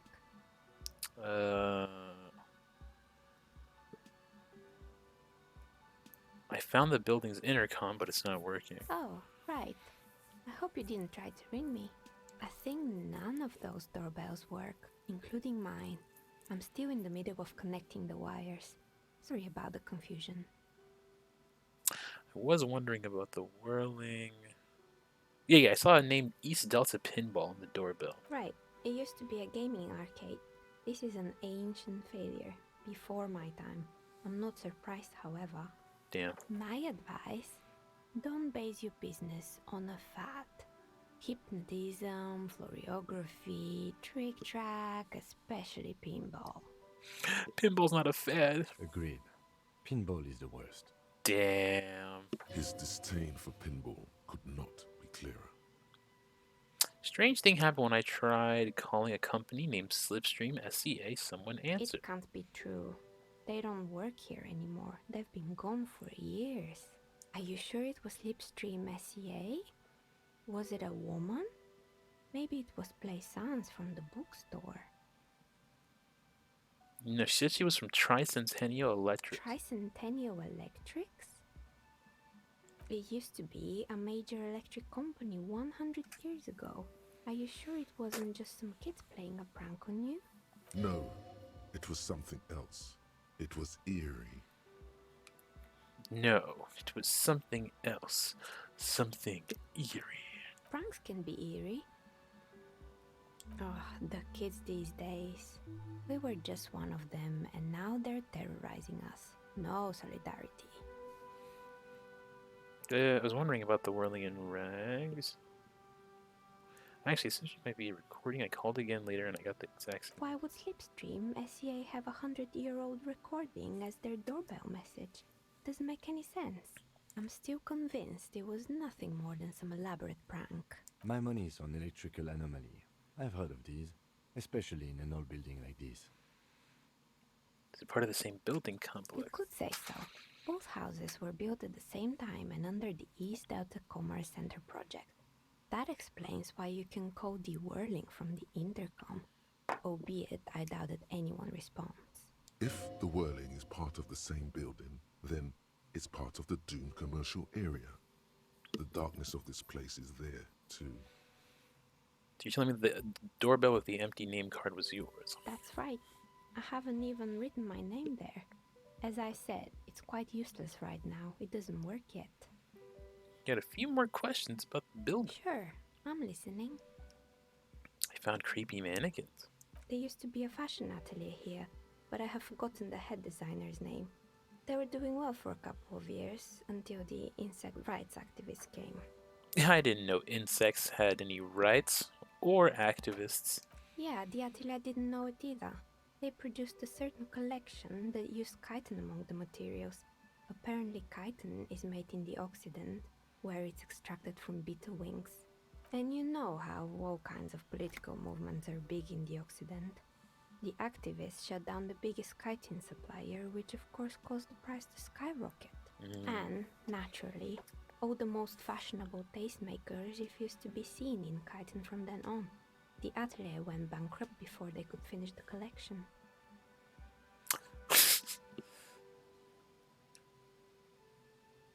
Making clothes out of beetle wings is a terrible At idea. least it had some spark to it. Most young designers just combine lace with leather and call it original. As she shifts around, you notice several dead flies on the windowsill in front of her. Legs up. They're not moving. Anything else? That's a very weird thing to point out, brain, but all right. Um, There's a terrifying taxidermied bear in the cellar. Oh boy, the fabled Revachol ICT. You're in for a treat here. The place was owned by two guys who had some rather innovative ideas about marketing. The bear was one of them. Now ask me about their other ideas.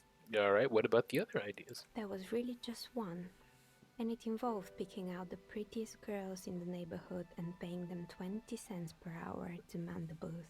And by man the booth, I mean slump behind the counter with a face that could maim you if you ever dared to disturb their bored magazine browsing.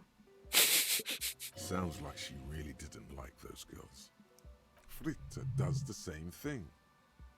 I know a girl just like that. She works as a cashier and she's not particularly friendly. Employing silky teenage girls is a widespread practice, yes. Unfortunately, they always come in packs. I'm talking about acne-ridden girlfriends and gorilla-like boyfriends loitering near the shop. At least that's what happened with Ravachol ICT. And they already had the bear. It didn't work out? Of course not. The bear was terrifying. No one wants ice cream guarded by a hostile apex predator. To make matters worse, the fridge didn't work too well either. And half the ice cream came out malformed and partially melted. Damn. Eventually, Ravachol ICT lost the price war to its rival, Glace 5000. Glace 5000 sold caramel sundaes for only 5 cents a piece, out of regular fridges. I killed the bear. You did what? I had to kill the bear to become the bear. My own, that later to my true. I unplugged the fridge to help Revachol ICT cut their losses. Of course they left it plugged in. Even in death, the bear is costing them money. The taxidermist who made it said it was his vision beast. He said he met his vision beast while high on desiccants. He called it Megatherion. That sounds like a transformer. Scary, but cool. Megatherion. Megatherion, a mega wild beast. Mega wild It's an imaginary beast that guides you through life by telling you to do more drugs, mostly. Seems legit. Maybe this wise and noble beast can guide you toward those amphetamines you've been craving.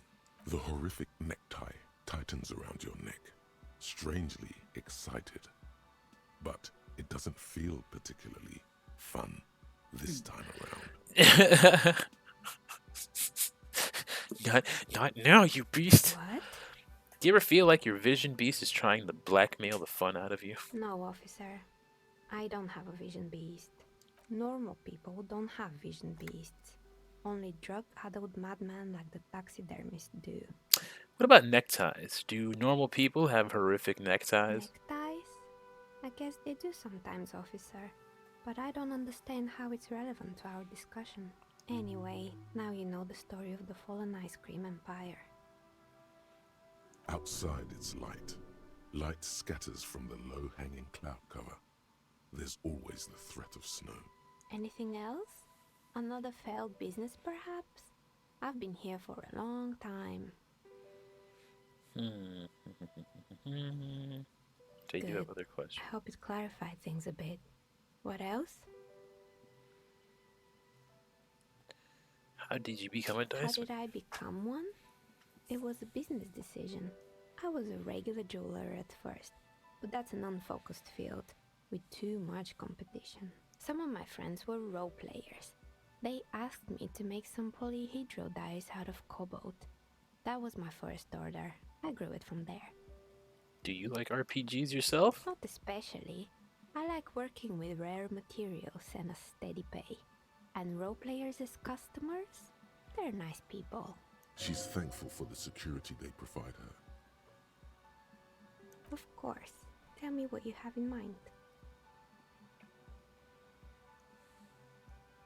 Actually, I need more time to think about it. No need to rush. Take a look around, see if anything inspires you.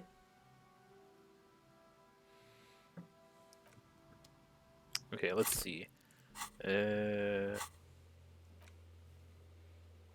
have to report back to Placence about our findings, or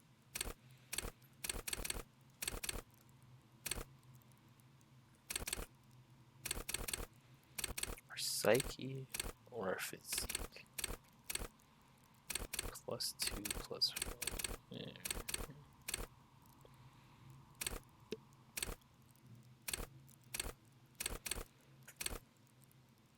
Keep your morale up. Swords, pain threshold.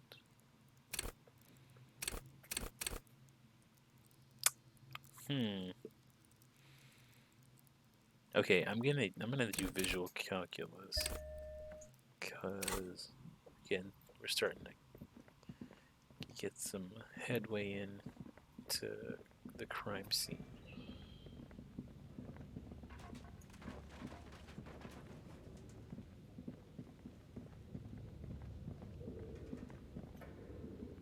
Ooh.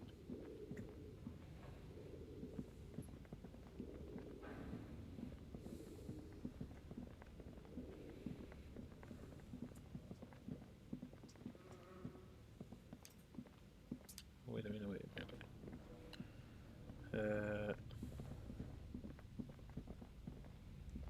There's nothing else in this room, right?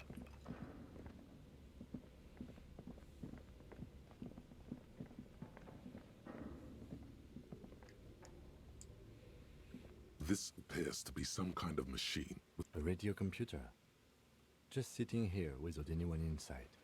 The machine lights up like some prehistoric animal stirring from its slumber, revealing fluorescent play and print keys on the keyboard. That nothing happens. It's empty like a beehive without its brood. The filament you have would fit perfectly inside the compartment. Like a smooth drawer, the filament slides into place. A bar of fabric, right? Have you stirred the ghost of the doomed commercial area from its rest? Could this be its dismembered heart beginning to flutter? Oh no. It was already glowing and now it's also making a sound. It's probably some alien CO-like technology. The static gets louder, slowly filling up the abandoned hall, until a voice speaks out, crackling and old, cutting into the air. Good afternoon. Fortress accident en rue de Saint-Ghislaine. This is East Insulindian Repeater Station 1. Please repeat. Is this the production schedule? What are you, a machine, or are you alive? Yes, I am alive. I am 74 years old and my name is Yvonne. Now please repeat. Is this the production schedule? She repeats passwords. Programming people are all paranoid. Okay, but if my partner tells me you're here because radio computer guys are all paranoid. They are merely cautious. It's my job to protect their filaments as a password repeater at the East Insulindian Station. Okay, but where are you? How did you know where I I am? work as a repeater at the East Insulindian Repeater Station. It's my job to know where you are, Fortress Accident. As for me, well, I am sitting in my cubicle, surrounded by a wall of radios. On an island on the river Esperance, a small woman, all skin and bones, sits in a room filled with audio equipment. Thousands of tiny lights. I mean, we did this before, so I'm kind of like skipping. That's kind of like I'm skipping through it. Doesn't it get lonely, sitting there all by herself? Doesn't he get lonely doing this job? Lonely? That's why she does this. Now please tell me the reason for your call, Fortress Accident. Why'd you call me Fortress? Fortress Accident is the company on whose name? One moment. Fortress Accident SCA produces revolutionary interactive call-in radio games. That's what the catalog says. And what's that? The interactive calling radio Any game? other questions? The filament you have inserted into the reader. That was a question. Have you inserted it into the core? Yes. Good. Please repeat the password. You should ask her for a hint. This is the I am police. contractually obliged to protect the privacy of the filament holder for stress accident. Without filing a warrant with Lintel, I cannot give you access to this filament. I'm afraid we are not doing that, unless we want to wait for a month. Now, can you please repeat the password? Give me a hint. No. My birthday? Still no. Received. I will register this login attempt. That sounds bad. A login attempt. Something a criminal would do. Don't worry. Passwords have a way of turning up sooner or later. Fortress accident.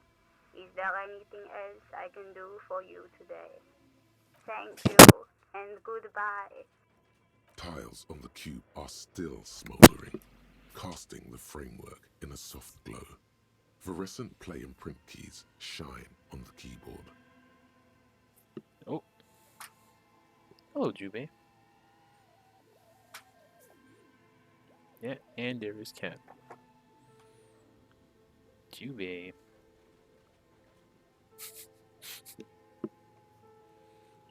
Can I Nothing print? happens.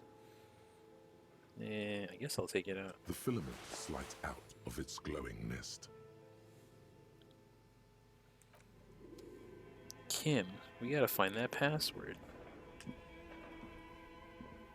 Okay. What do you think is going on with that computer, chalkboard, and fireplace? Jubei. Oh my gosh. No, no. That's my water. Jubei. No. Sit. It looks like a failed business. What the hell are they making? Yes, that is the question. And now Jubei is sitting on my lap. Little cutie pie. It looks like one of those popular pen and paper role-playing games. There she Only is. these people were trying to automate it, make it work on radio computers. Jubei. Okay. Utter madness, he thinks, as a compliment.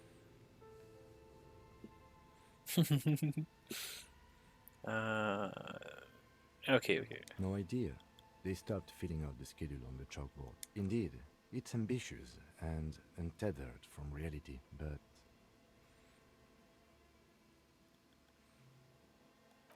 Yes, especially in here. Okay, let's keep moving. Alright. This old diagram for summoning. No hint of that password anywhere. Your flashlight. Some of the writing has. No. Alright, let me see. I wonder if this lady knows. Maybe she has a hint as to the password. Oh, it's you again. Are you looking for a die? Alright, I gotta do this. I gotta do the check. You feel nothing. If anything, it's uncomfortably warm in here. Oh no! See, it got so weird. Now Jubei just jumped off my. Oh God! Why is this an option? Start taking off my clothes. Oh no! I need to connect. Excuse me. What are you doing? Officer. Is it just me or is it hot in here? No, I don't feel hot. We're in a derelict smokestack. If anything, then it's cold here. I'm trying to lower my body. Why would you do that? It's part of the special technique I have. And what technique is that? Okay, hear me out. Sometimes I get these feelings. Miss, I apologize for my colleague's behavior. He's still recovering from an unusual medical episode. You're right. Officer, this isn't how mature adults deal with their feelings. Now you feel something. The cold damp of shame washing over you.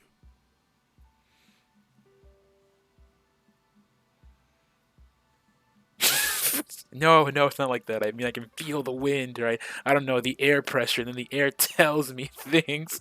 The air pressure told you to take your pants off in my studio? Yes, exactly. Can you please employ this special technique somewhere else? I work here and my work requires concentration. Half-naked people don't help with that. Oh my god. Kim, I'm so sorry.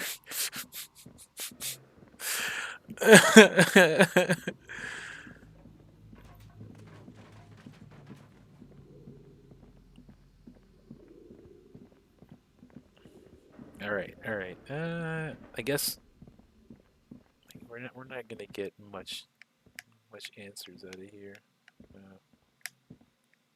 Can I? Okay. It's weird that I had to go to the door.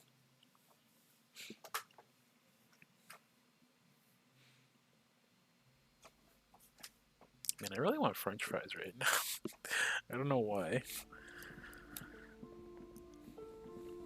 It's feeling like a French fry kind of night. You know what I mean? What have you found?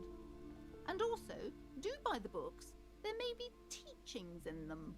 I talked to the entity you told me about. Her name is Nia, and she's a novelty dice maker. A novelty dice maker? Well, spit it out. Why does she need the dice? For some kind of sorcery? No, Sometimes man. they use the ankle bones of sheep. I have felt her aura. She's not the one to blame for this curse. I don't understand. If it's not her, then where is the source of the doom? How did she explain the curse? It's a funny little thing called capitalism. Before you say anything, ask yourself, is the woman really able to withstand the truth?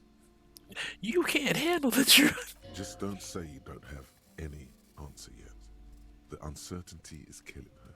You've come this far, you know how to end it. There is an entity behind the entity.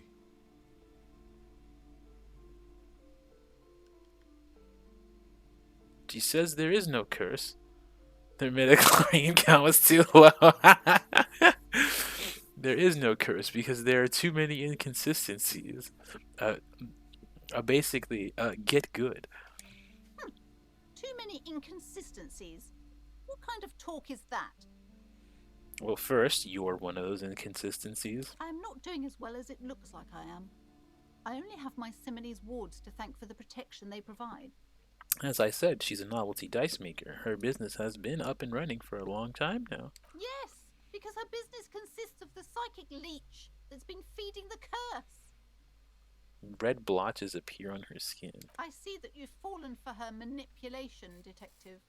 The investigation is over. I just hope that you haven't made anything worse by going in there. Thank you for nothing. Please do buy some books or be on your way. Wow. Total psychic collapse between you two right now. We're not on the same wavelength. I am sorry we had to disappoint you, ma'am. Can we go now? Yeah, we can go. As soon as I put my flashlight away.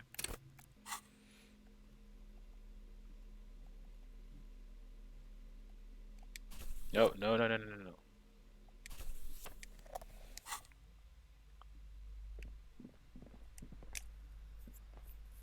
A small mountain of colorful board game boxes. There are numerous types of games for all ages. No.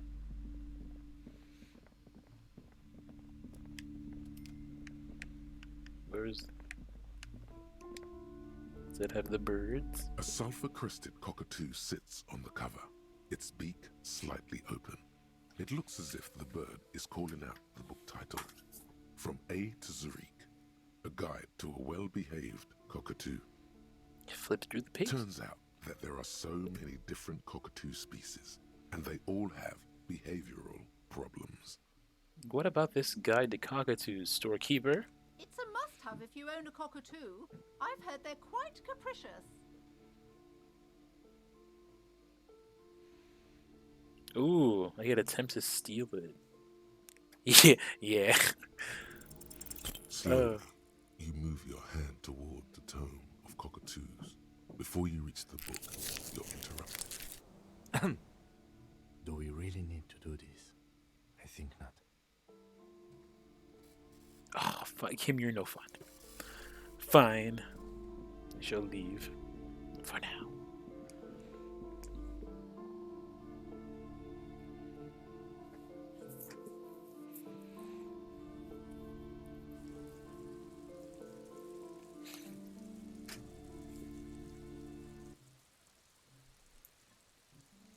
I'm trying to talk to strangers, but strangers won't talk to me.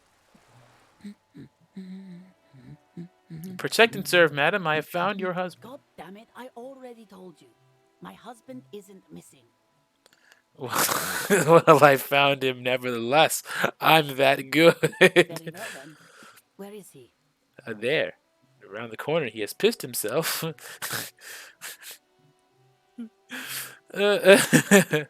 Excuse me? I don't follow. There's something else hiding in her voice, though. A trace of worry. I found a working class drunk and I thought he might be yours. Right, 'cause working class women come with alcoholic husbands. You know what? Something bad, I guess. I'm sorry. I say stupid things sometimes. I didn't mean to annoy. You were right. I do have an alcoholic husband. Although not that one. So is he oh shit. Is he missing as well? I am confused now. No, he's not. Or maybe he is. I don't know. He's probably in the park or in Shamrock somewhere, drinking with his friends. Damn. I haven't seen him for... Well, to hell with him. There. She's worried now. Kim, is it just me or do we have a missing persons case here? I wouldn't be so sure. Ma'am, just to be completely clear, do you want to report it to the police? Report what? He's just out drinking with his friends. I'm sure the police has better things to do than to chase down local goofballs. Not at all. The RCM is ready to chase down every goofball in town. We care about you. She sighs, but you can detect a slight hint of gratitude and relief from her face. All right, go ahead. Hold on. Do you have any questions? What does your husband look like? Honestly, not that different from you. So let me guess, he's disco. Oh, thank God, no. It hasn't come down to this yet. Why did you say that your husband resembles me then? I am a very disco individual. Well, he's slightly chubby. Chubby can be disco. What else? He was wearing a dark brown leather jacket with a bright blue inner lining. The lining is hand-sewn. I made it myself.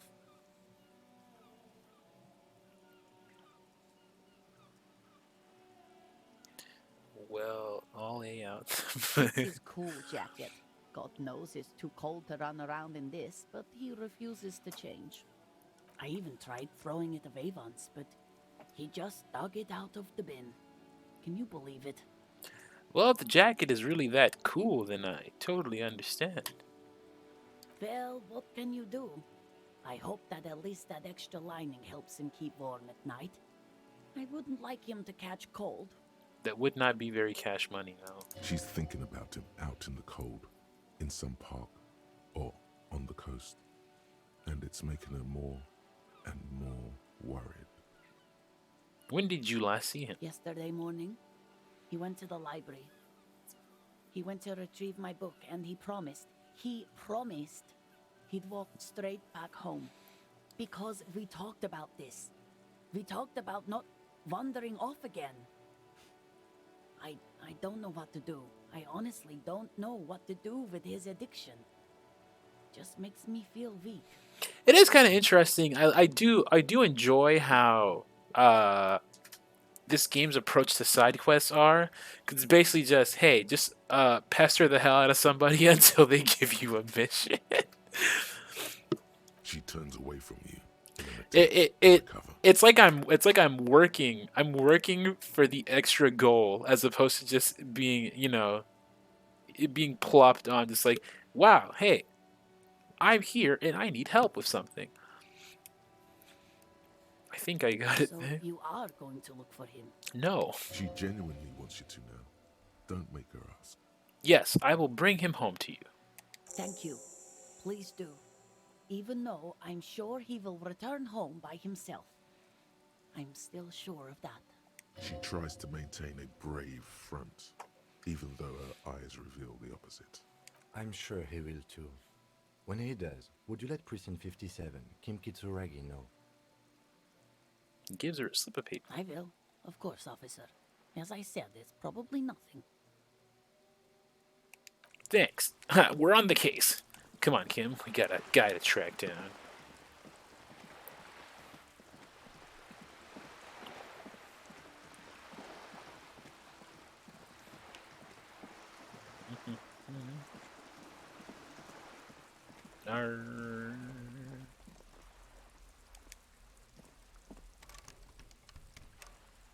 Nothing. Still nothing behind this door, right? A sturdy metal door guards the southwest entrance to the apartment. Yeah, no. What about Cindy? Hello again, officers. Have you come to admire my mural? Yeah, catch you later, Cindy. Still ain't got nothing. Oh, you know what? Oh, maybe we can talk to Joyce about... What's his name? The Hardy guy. You're back. Good. What can I help you with? Of course. Of course. How else can I help? That's the man who was killed. I'm afraid this is a discussion for once we've cleared the lynching question. So you know something. Better not tie the fourth day to the Bat's Day on this. I hope there is something else I can help you with. She wants to answer the question. Protocol keeps her from it. Right. Because I have to figure out the thing. Shit. Okay.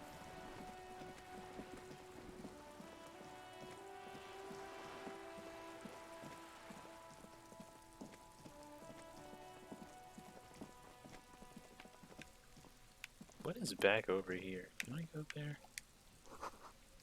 Balcony with a view to the yard and the hanging.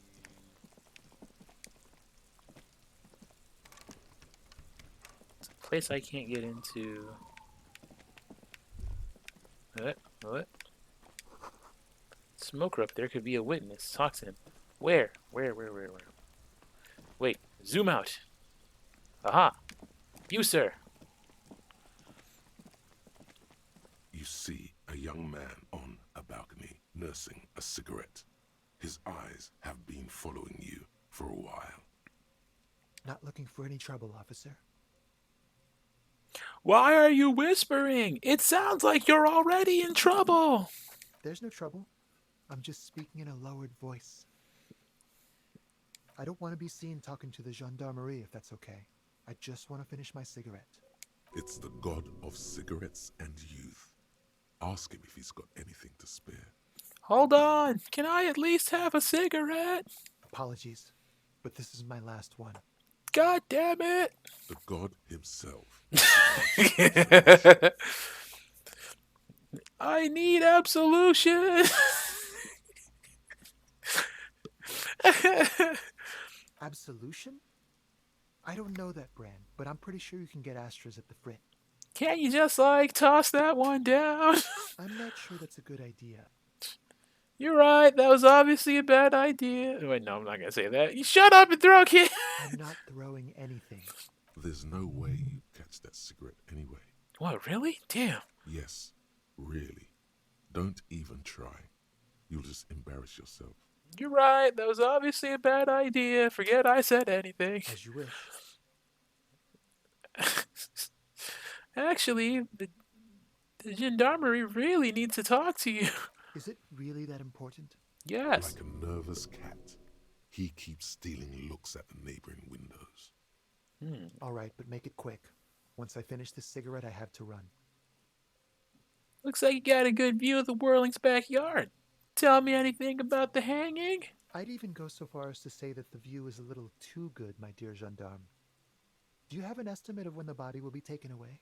When I say so, damn it. Now give me remove the body answers. as soon as possible. Now tell us, where were you last Sunday? Oh. You already asked me that, didn't you? Did you? No, not you two. Some more muscular type. Oh, shit, I leveled up. Oh, okay, cool.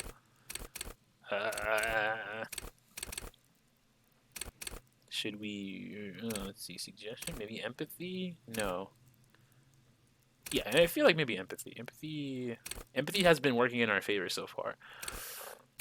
No, excuse me.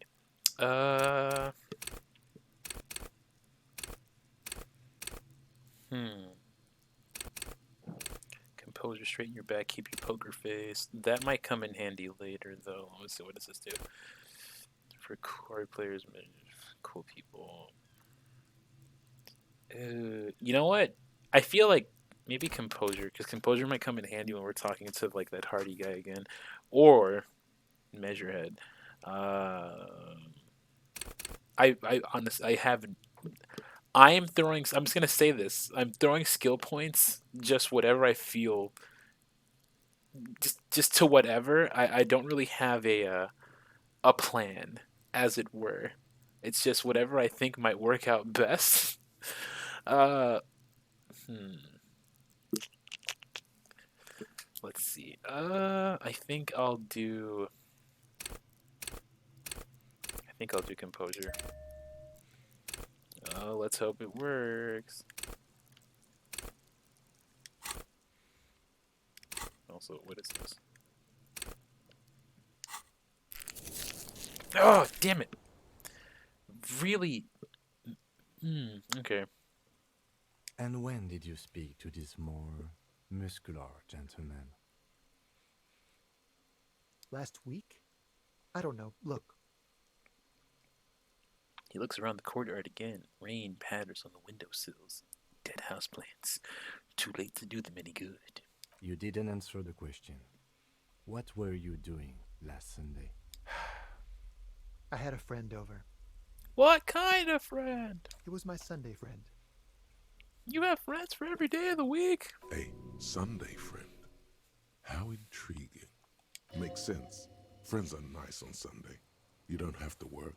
You can just spend time with pals, watching rugby and drinking beer. What's your friend's real name?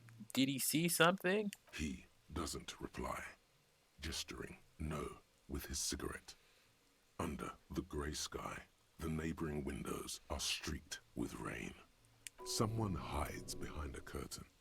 Those windows have eyes, and those eyes are watching, spying on you three. Can you tell me your name, sir? My name? My name is Martin Martinez. Martin Martinez? Good local name. Let's go with that. All right. Talk later. No. We won't.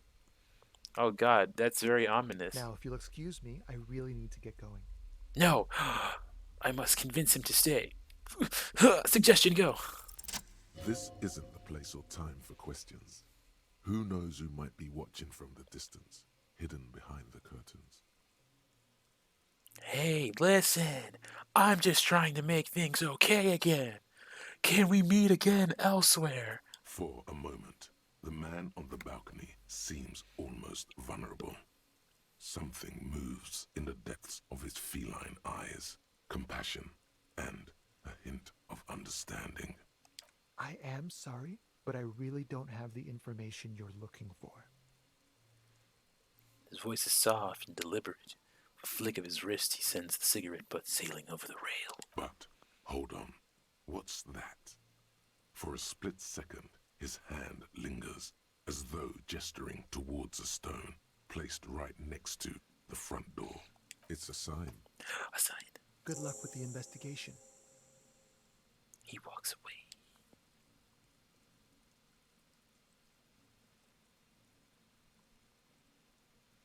It's a very nice walk cycle, I must admit. He's gone. We should run after him, see where he went. No point in running. Tenements like these often have multiple exits. If he doesn't want to talk to us, then he'll know how to hide himself. So we just give up? He could be a witness. Him or his Sunday friend. Either way, we need to look into that muscular type who's asking about our case. He did leave us a sign. Did you see that? He wanted to draw our attention to that stone right over there. If we find a way inside the building, we can ask around for his apartment. Great, let's do that. Oh, wait a minute. No. Can I...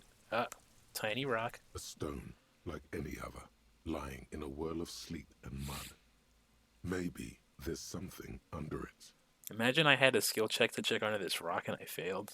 There's a key beneath it, rusty from the dirt. This must be for the front door. Pity it doesn't have the apartment number on it.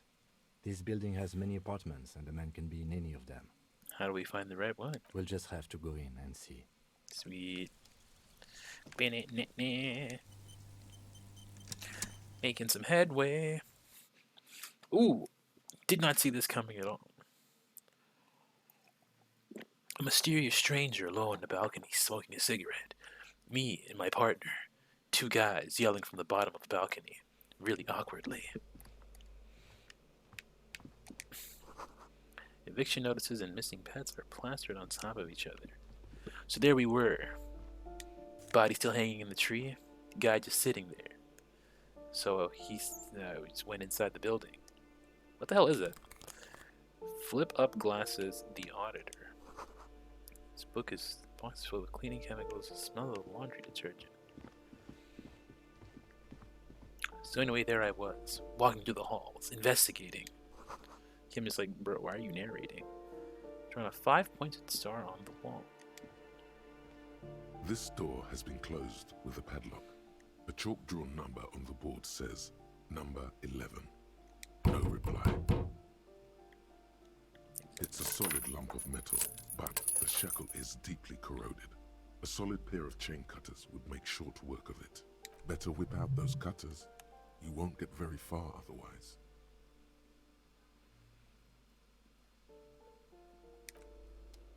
Alright, maybe we'll come back to that. What's this? Door number 9 is locked. Boogie Street. Okay, I gotta check my inventory because we're finding some stuff here. Glasses. Sweet. Now I look really smart. Filthy boho, probably a narcomaniac.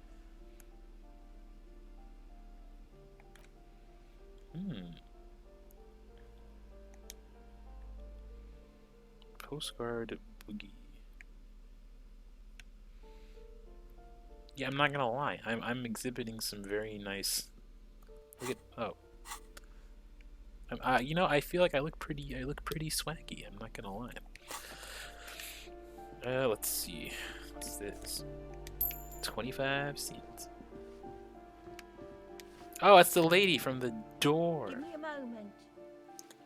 Oh, Lily, The cold never does any good for my bronchitis. This woman's health is failing her. There's not much to do. Not in this damp. Are you alright? Should I call a doctor? I'm fine. Fine.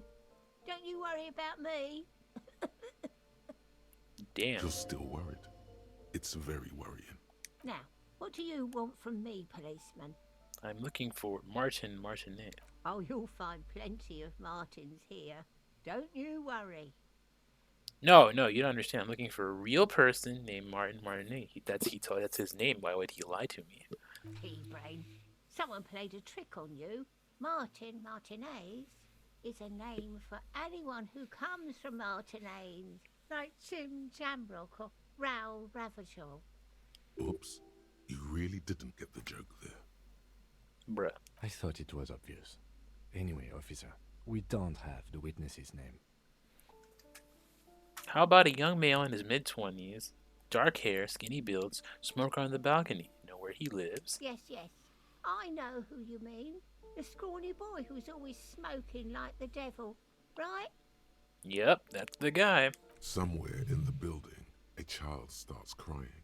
You hear a radio tuned to a talk show and someone taking a shower. Bro, I can hear that from here. Damn. All right. What's he in trouble for? He's wanted for murder. He's going away for life. He's actually not wanted. Kim is like, no. Hold on. We're trying to... stop playing around. Talk? Ma'am, you need to sit down, please. He lives upstairs in room 28. Go to the balcony. It's one of those doors there. He's usually home in the evening. Thank you. We should go check out his apartment on the balcony. See if he's home. Who are you? I'm no one. Just an old woman who cleans these hallways. Do you live here? If you can call it living.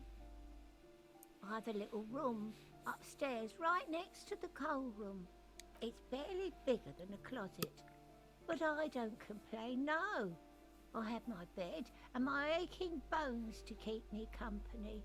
And that's all I need from this world. Damn. And all she gets, too. The coastal wind beats down hard on the coal room door outside.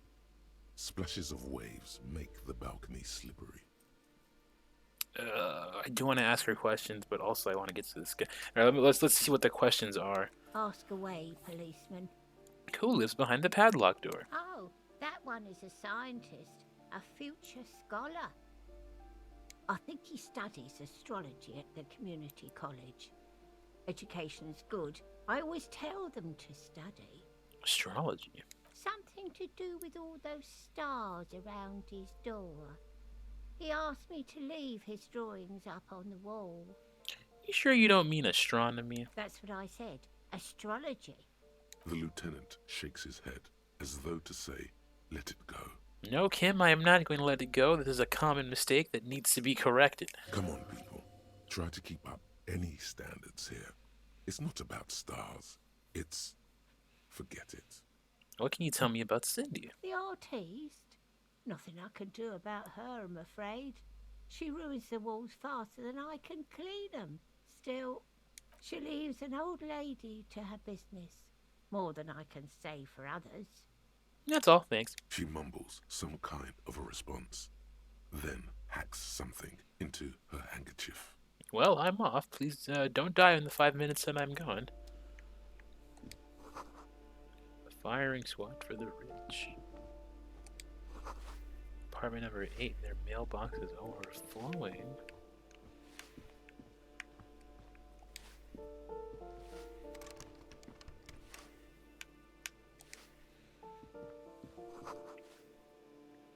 Foreclosed by Martin. A shift in temperature. The air chills around you. Dust settles on the stony floor. Rub my sides for warmth. A former architect stands before a slice of window, a room plan in her hand. A cold wave has made the air in the building stand still and frozen, with temperatures falling down to minus 20 degrees Celsius. The plan. Faint pencil lines on paper depict the same place, but a missing eastern wall connects the room with the neighboring apartment. Ideas for arranging the furniture have been jotted down. Her face is red from the cold. She's breathing on her fingers, clasping the plan. Traces of sadness are visible in her expression. It's clean and empty, with new tapestry embellishing the walls. A standard HB graphite pencil has fallen off a three-legged stool in the middle of the room. Shiver.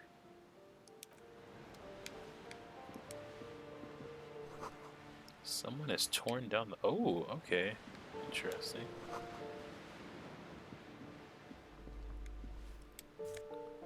Oh, some stuff.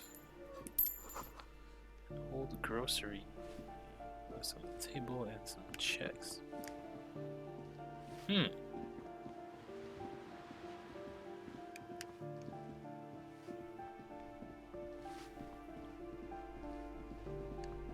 This music is very ominous sounding.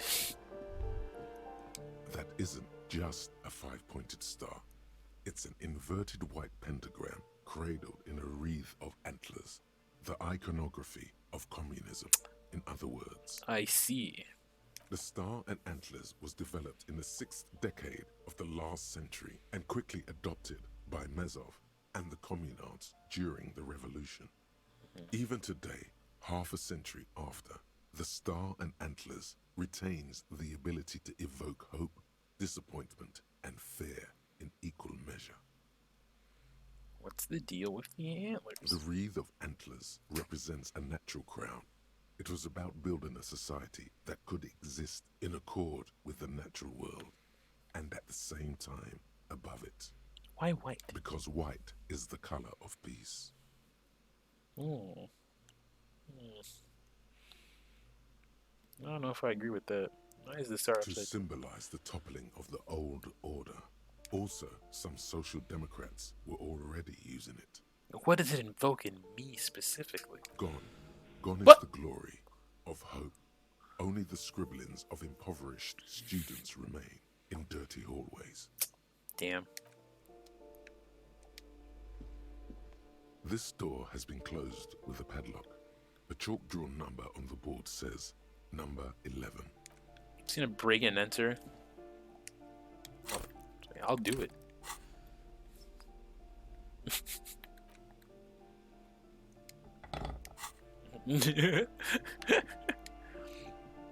This door has been closed with a padlock. Oh my god, okay. A chalk-drawn number on the board says number 11. The shackle Nice. snaps like a twig, and the lock falls to the floor with a little thud. It should be possible to enter now. After you, detective. Kim, you didn't stop me, so you're complicit in this. Oh, hello. Flamboyant poster of a white star, real lithography. Photos of revolutionaries posing with guns. Books of critical theory on the monstrosities of capital. Is that a lab coat? Oh, wait, no. Let me get it. Yeah. Okay, it's a lounge jacket. Damn, I got really hyped for a second. A plaster cast bust depicts a middle-aged man with impressive sideburns. The name on the plinth reads Kraz Marzov. Kim, who is this Kraz Marzov? He's known as the father of scientific communism, also known as Mazovianism. His theories about economic history greatly influenced, some would even say sparked, the anti-centennial revolution. Father Mazov, the hero of the working class. Colonel was probably a sexual deviant. Oh, damn it! I gotta stop hitting. Okay, I gotta stop hitting the D-pad because it keeps making me use my stuff. Why does the tenant have a bust of Kraz Mazov in the bedroom? The white star, the photos on the wall. I think we have broken into the apartment of a young communard. How fitting. Yeah, Kraz Mazov was probably a sexual deviant. A zoophile, probably. The lieutenant raises a brow. That's right, filthy. Thank you for sharing this wonderful opinion on human sexuality. There aren't many communists around, not after the revolution. Some youth still keep the ideology going, it seems. The lieutenant raises a brow. I hate deviants. Thank you for sharing this. There aren't many communists around, not after the revolution. Some youth still keep the ideology going, it seems. Alright, well, there's nothing else to gain from this, it seems. But you know what there is time for? Time to change into my new jacket. Yeah. How with this? Oh, wait.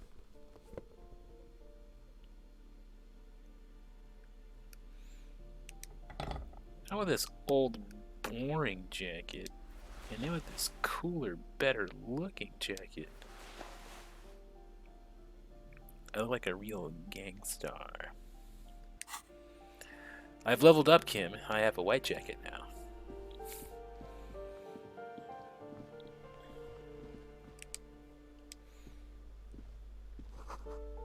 Shoe rack, boots, sneakers, slippers. Apartment 12. A loud rumbling snore comes from within. The snoring is scary. I should leave.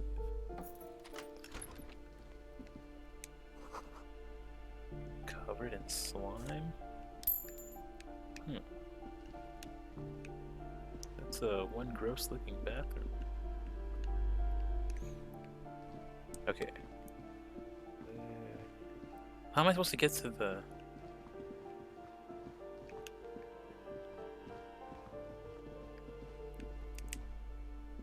You hear someone walking around inside, rearranging the furniture. The number on the panel says 10. The walking stops abruptly, but no one comes to the door. You can feel tension on the other side. A poor communard, from the looks of it. The room is barely bigger than a closet. Oh, who is this? Is the police? Do I have to open the door? Hear the clacking of wheels again as the other side walks right up to the door. Tries getting to the Do you have a warrant? I'm not obligated to open the door if you don't have a warrant. Let's go. We don't have a reason to get inside that apartment. That's a good point. I just felt like saying hello. Okay, but the question is, how the hell am I supposed to get to this other side? Not much. Don't have many options here. I'm not missing another door, am I?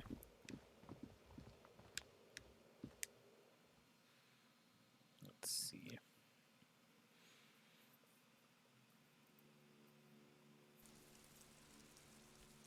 That's soon as bring me back to the front.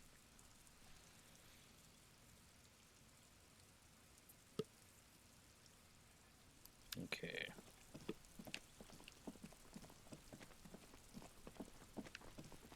Okay. There's gotta be a. I mean, there should be a way, right? Makes sense.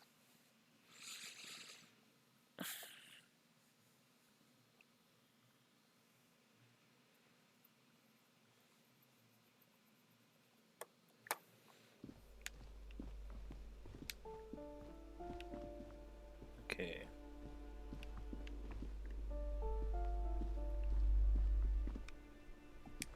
Right, that's inside this bathroom.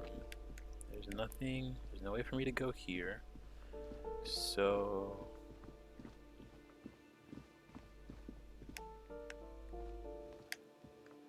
Right, nothing there. Wait, let's see, can I zoom out? No, I entered there. Can't... Nothing here. Okay, I didn't try this way.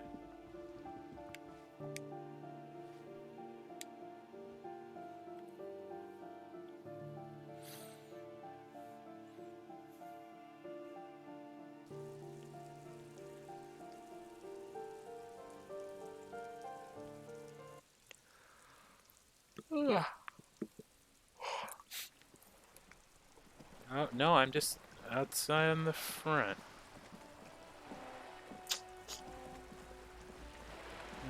Interesting.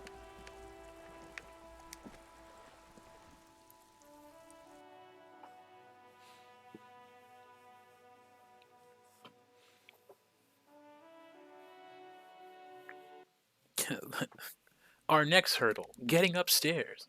Where could they be?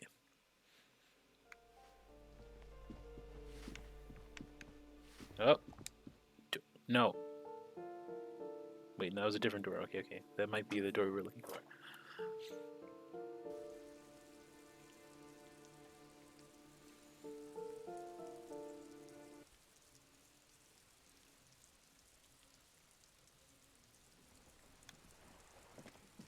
Alright, sweet. Hello, Cindy. We meet face to face at last.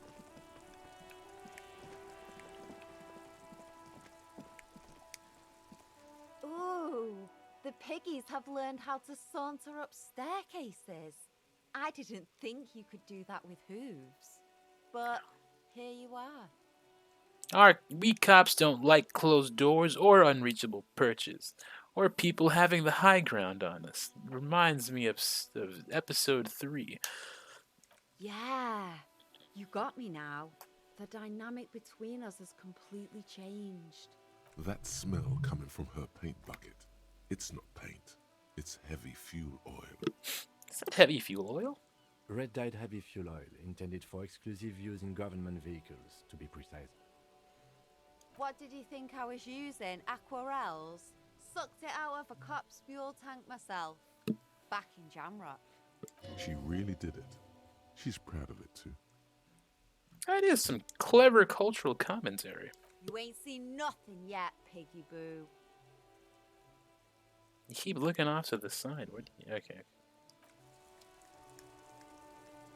Hello again, officer. No. Oh, what the hell? Did Kim just glitch out? Hello again, officers. Okay, no. So second floor.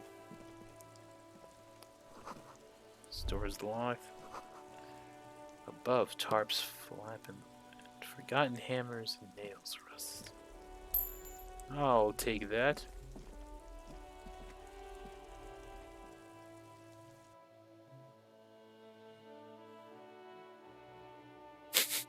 Yeah, we don't like young people because we're reminded of like of how we used to be and how we're not young anymore, and that makes me mad. Wow, this looks like a shithole. Someone's been sleeping here recently. Enough. Oh, wait, is this where the housekeeper? Oh, this is terrible. Pants.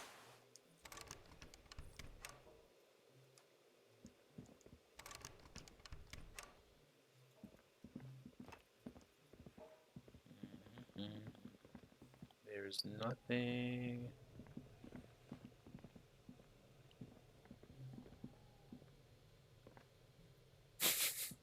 A long time ago. Well, I mean, and I never threw any, flung rocks at like a dead body. I was a good kid. I read Captain Underpants and I don't know, watched Chalk Zone.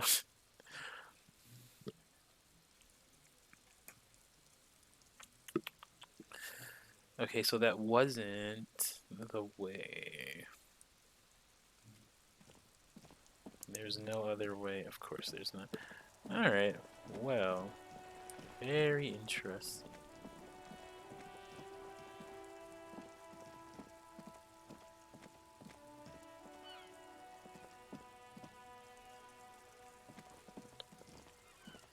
All right, I think I'm gonna end it for right. I'm gonna save, and then I'm gonna call it from here for right now. Okay, so very interesting progress has been made tonight, indeed. So we talked to the Hardy guys. We got some leeway in on the tracks. We figured out, okay, they actually were there. There's an eighth member who has yet to be discovered. We have a new lead in the form of our smoking friend. And now we have to just figure out how to get to him. So all in all, I feel like pretty good progress has been made thus far. Right. So tomorrow, don't forget, tomorrow we'll also be streaming tomorrow. We'll continue our yeah, I know. It's like it actually went by. It felt like it went by pretty quickly. But yeah, so tomorrow we'll be streaming again. Just probably just continuing this because I have free time. So yeah, so Wednesday, special Wednesday stream. Yeah, don't get used to it. It's only happening this week for right now. But yeah, that's really about it. Is there any things that I have to mention before? Right. Yeah, tomorrow's stream, and then it'll just be, and then again it'll just be on Sunday night again. Don't forget to check out the link don't forget to check the link in the about section of the channel for the YouTube page where I will upload the stream archives. Oh god, I feel like I'm a content creator now. This is weird. It's weird to be saying all this stuff. Make sure to like and subscribe. Smash that notification bell.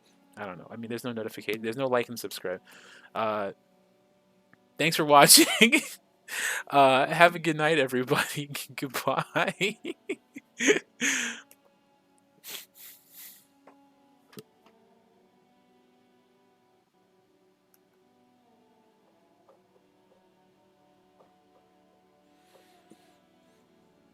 Smash that button.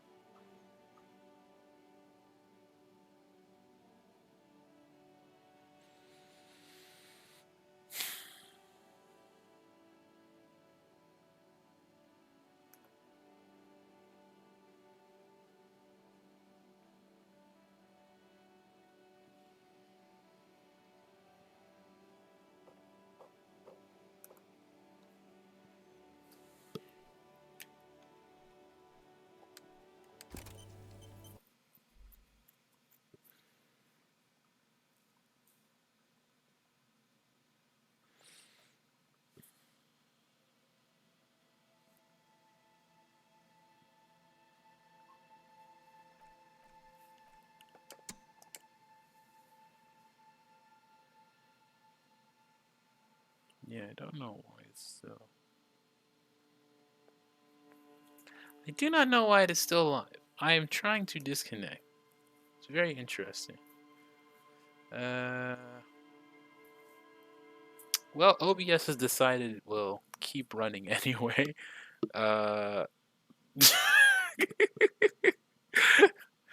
This is it's pretty funny. I don't know. And now the game screen is frozen. I guess we're just gonna be waiting here together now.